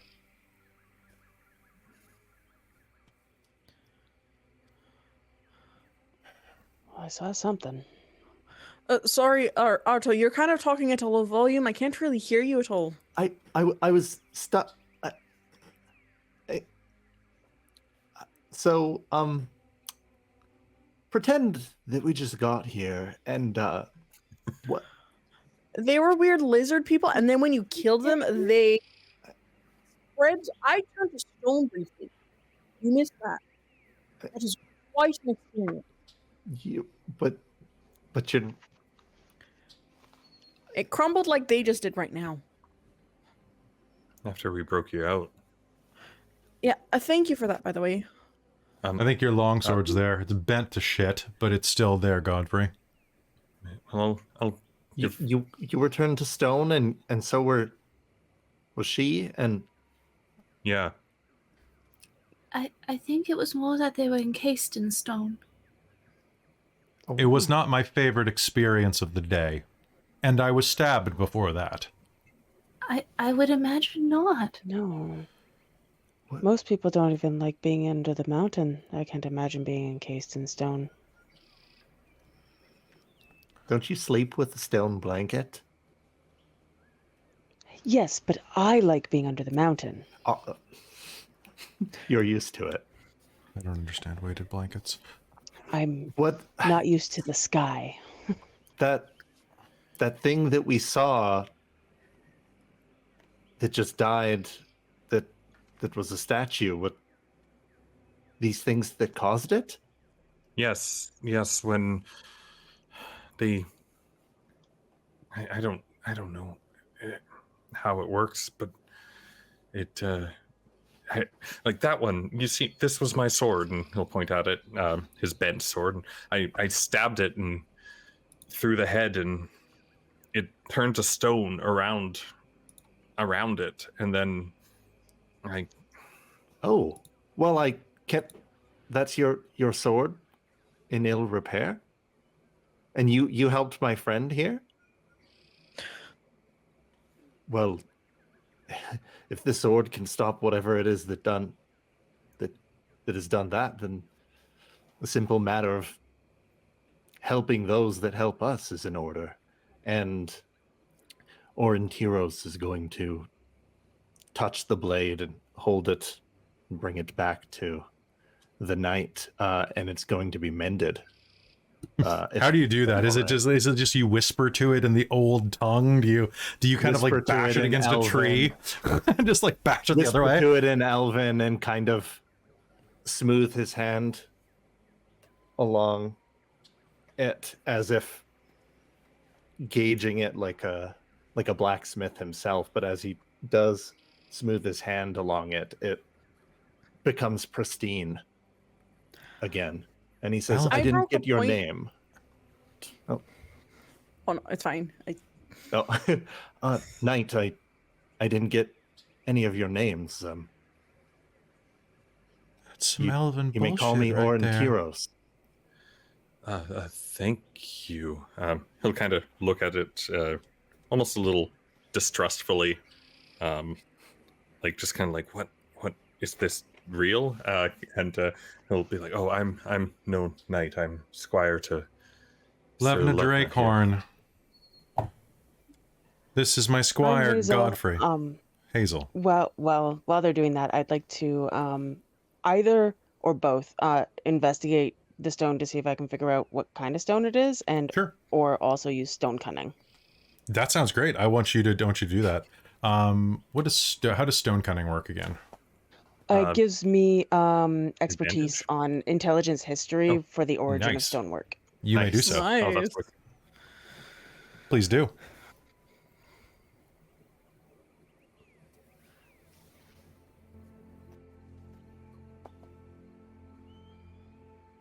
I broke the tip off of my sword, or Aurontiros. I don't know if you could make it sharp again, but if not, it's still quite pointy. I can The still point's use on the it. ground there. 21. Oh, the point's right there. Would you mind doing the thing? Looking at it, so Hazeal, as you look down at these creatures, you are a bit baffled at first. You've never seen a creature like this, but it appears that it's some type of magical petrification. It looks like it turns into, if you had to pick stone, you'd say that it kind of turns into like a basalt, but then it turns into powder, like almost like concrete dust. But it is a very hard stone, and it like a naturally forged stone. This is some weird magical bullshit, though. Yeah. But looking at it, as you did, you got a 20-something? 21. Its features were draconic. They weren't lizard-like. Lizards don't have wings. Well, most of them. Not like that. It looked like a dragon hybrid with a human form.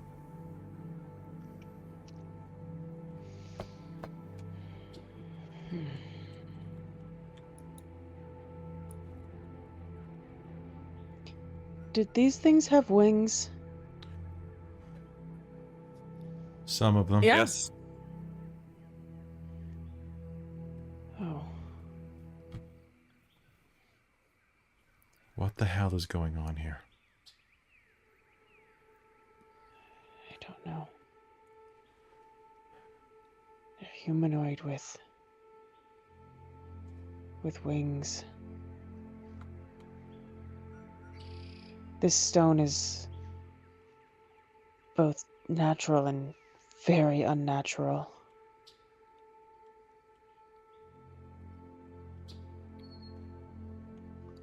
We need to get these knights out of here, or at least dig them a grave. I think bringing them back to town might cause a ruckus, but I don't really want to stay out in the middle of the woods digging holes.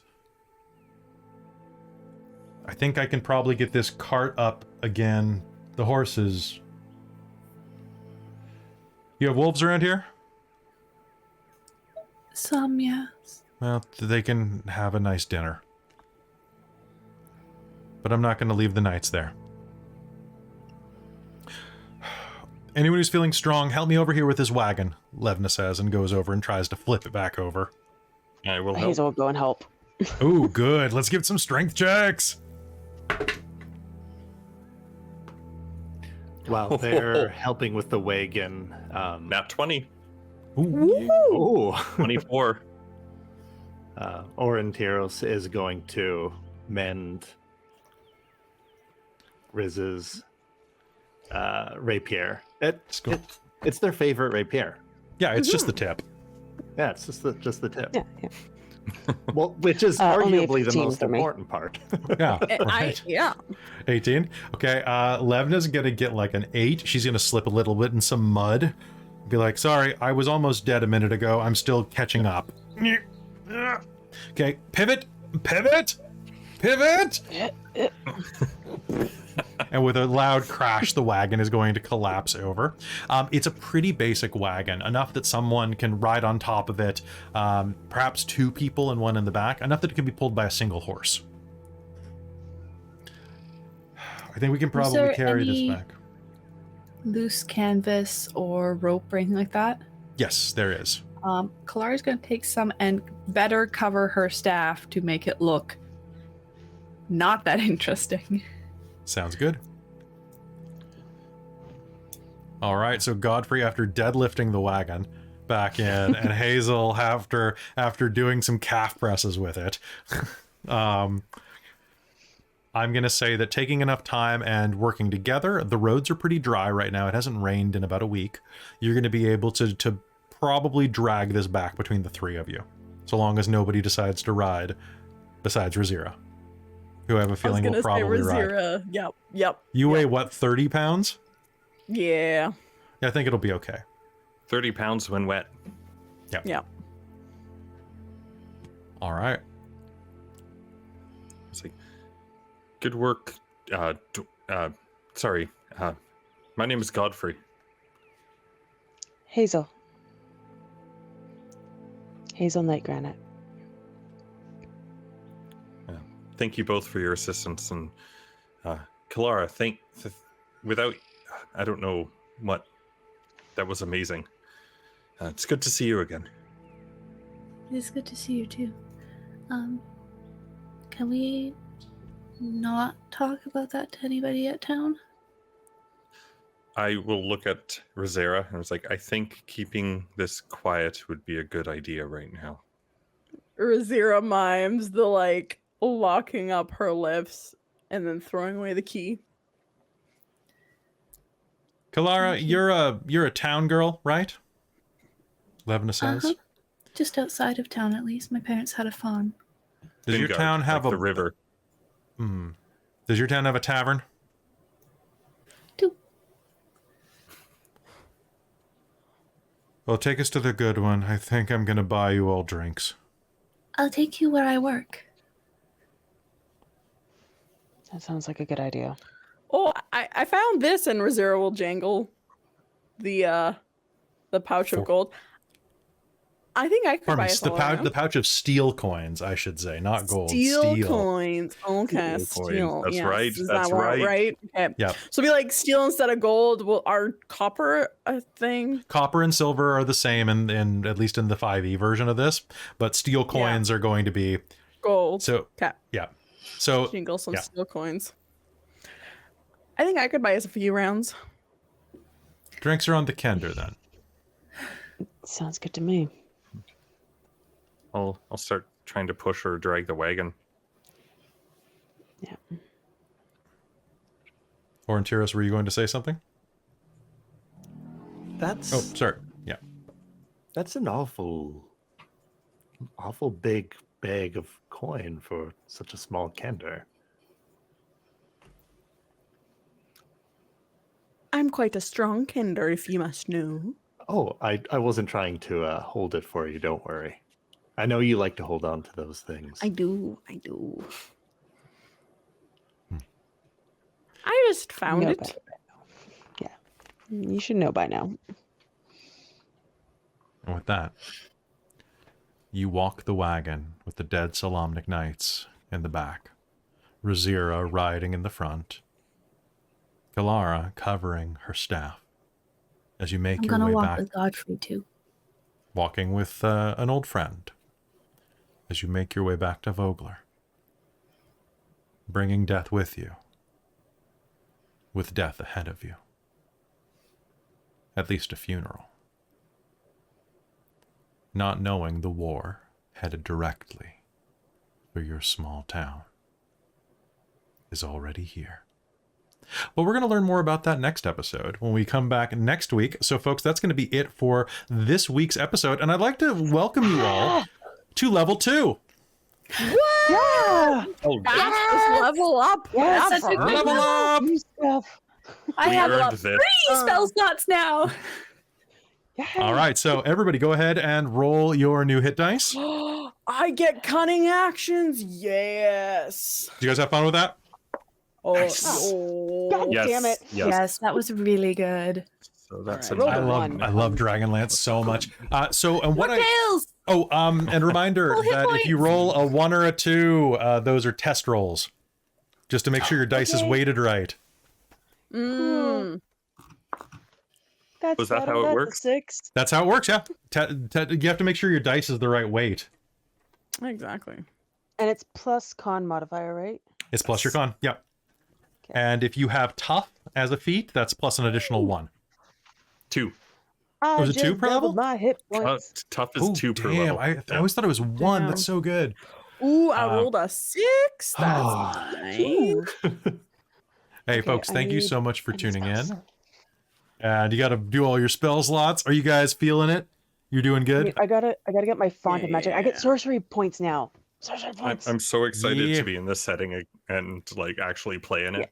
Like, Um, oh my Jen, God. I am Yeah. willing to give you a special bonus if you want it. Ooh. I'm willing to allow you to use the Unearthed Arcana bonus that allows you to make a weapon magical for 1 minute by spending a sorcery point and touching it, spending an action. Ooh. Ooh. It's something they put for Unearthed Arcana when they were playtesting Tasha's, and they took it away. But I For really dwarves? love it.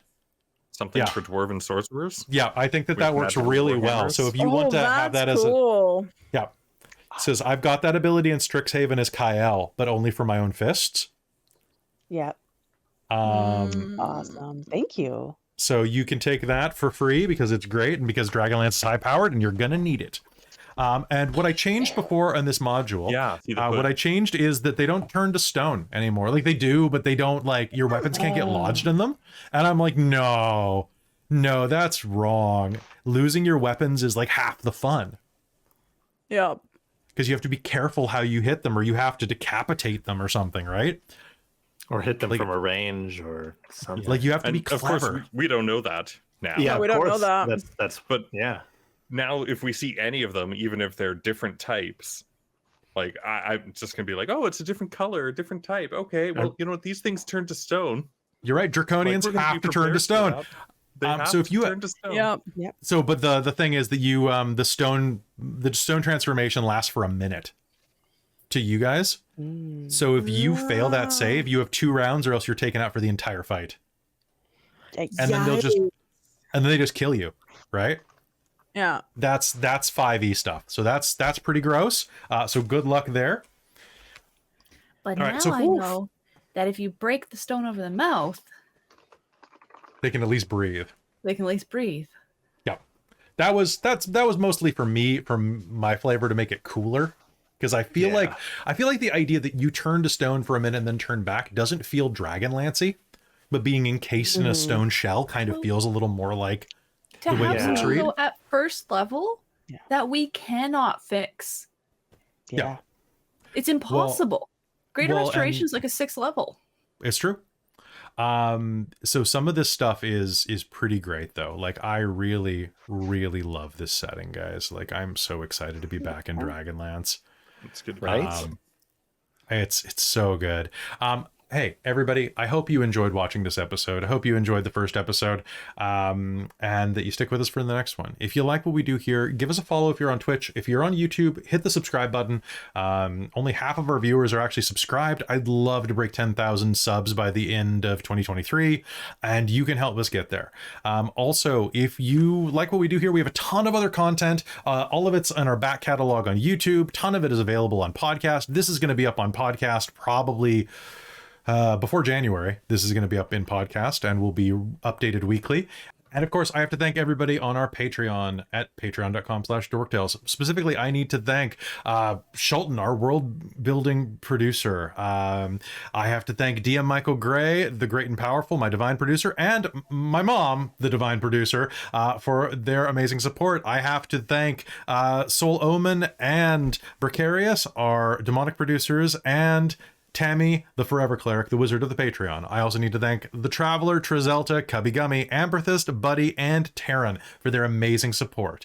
And finally, thank you so much to Ping for giving us a platform from which to run this and giving us our crystal clear, beautiful video. We couldn't do it without Ping. Thank you so much for all of your love, support. You guys are amazing. Thank you so much. But if you like what we do here, head over to our Patreon at patreon.com/dorktales, because running Dorktales is a full-time gig. It's like 60 to 70 hours a week for me. Making sure that these games happen with the level of quality and commitment that you see is really important. Plus, if we get 8 more patrons by the end of the month, and we hold on to those patrons into January, Robin is going to start running the Radiant Citadel once a month as a Patreon advanced exclusive. Because if you remember the Patreon, you get access to now 2 to 3 additional episodes per month that everyone else has to wait 3 months before it gets released on Twitch or YouTube, which is pretty great. You also get a behind the scenes podcast, private chats, and you're going to get playtests of a book I'm writing, which I have to, I know, our homebrew setting, Elos is getting its own book. And I'll tell you something here. It's going to have something that Dragonlance does not have in the core book. I'm actually in the middle of working on a feat for it and mechanics for, well, if you have a dragon and you have a lance, what do you think you should have specific rules for doing with another good dragon? Jousting? Well, but to joust, you have to do something else, right? Dragon riding? Dragon riding feats. Nice. I might need that for some reason in the next season of a show that is in its 4th season on our channel. I don't know why. You know, if the possibility of that happens in this game and you want to play test some of them, this might be a good opportunity for have them ready by level 4. This is true. Yeah, all of our characters are definitely ready. I think everyone wants to ride a dragon. Right? Everyone wants to ride a dragon. Ride a dragon. Although I guess I'm the only one that doesn't. So far, I'm still waiting. It was session 1, but no dragon and no lance. Draconians, but no dragon. Draconians and swords. The blonde kid that ran up that was out of breath, his name was Lance. His name was Lance. His name was Reese Lance Iffens. Oh, okay. Yeah. Yes. So And there were Draconians- Draconians. So it was Draconian and Lance. Yeah, it doesn't Draconian really work. Reese Lance. Rolls off the Yeah. tongue. It doesn't really work. But Also, thank you so much to all of the raids that we had. thank Oh my you God. so Try and much. really stay in character during our big module games. But we see you and we love you. We love you so And much. So It's been thank you amazing. for everyone that's rated us tonight. We got some really great numbers. We were almost to 200 viewers at one point, I noticed. So that is freaking Yeah. awesome. That's great. Yeah, let's take on our Wild Beyond the Witchlight game. Let's beat it. We are currently the second most. We're the second highest after- stream right now. After one of my friends, yeah. Oh, the Unexpectables. Yay, Taka. Oh, man. We should do it. We should do a crossover with them. But anyway, thank you so much, Twitch. You're amazing. We love you so much. Thank you for starting this campaign off right. I can't wait to get into this because I love Dragonlance. I love this, guys, and I love you guys. You guys were so good. I love your characters. It feels so cool to see you all play characters that are in the heroic genre, but I don't feel like one of you is just like riffing on Tanis or riffing on, like Tasselhoff even. Like you're a different character, and I think that's so cool. So thank you so much, players. You're amazing. Yeah, I've been waiting for this. You're so- amazing so DM, excited. setting the scene and the Yeah. storyline is fantastic. I did a lot of changes. So for watching, folks, we love you big much, and we will see you next time. Stay cool, everybody. Good night. Bye, everybody. Good night. Bye. Bye.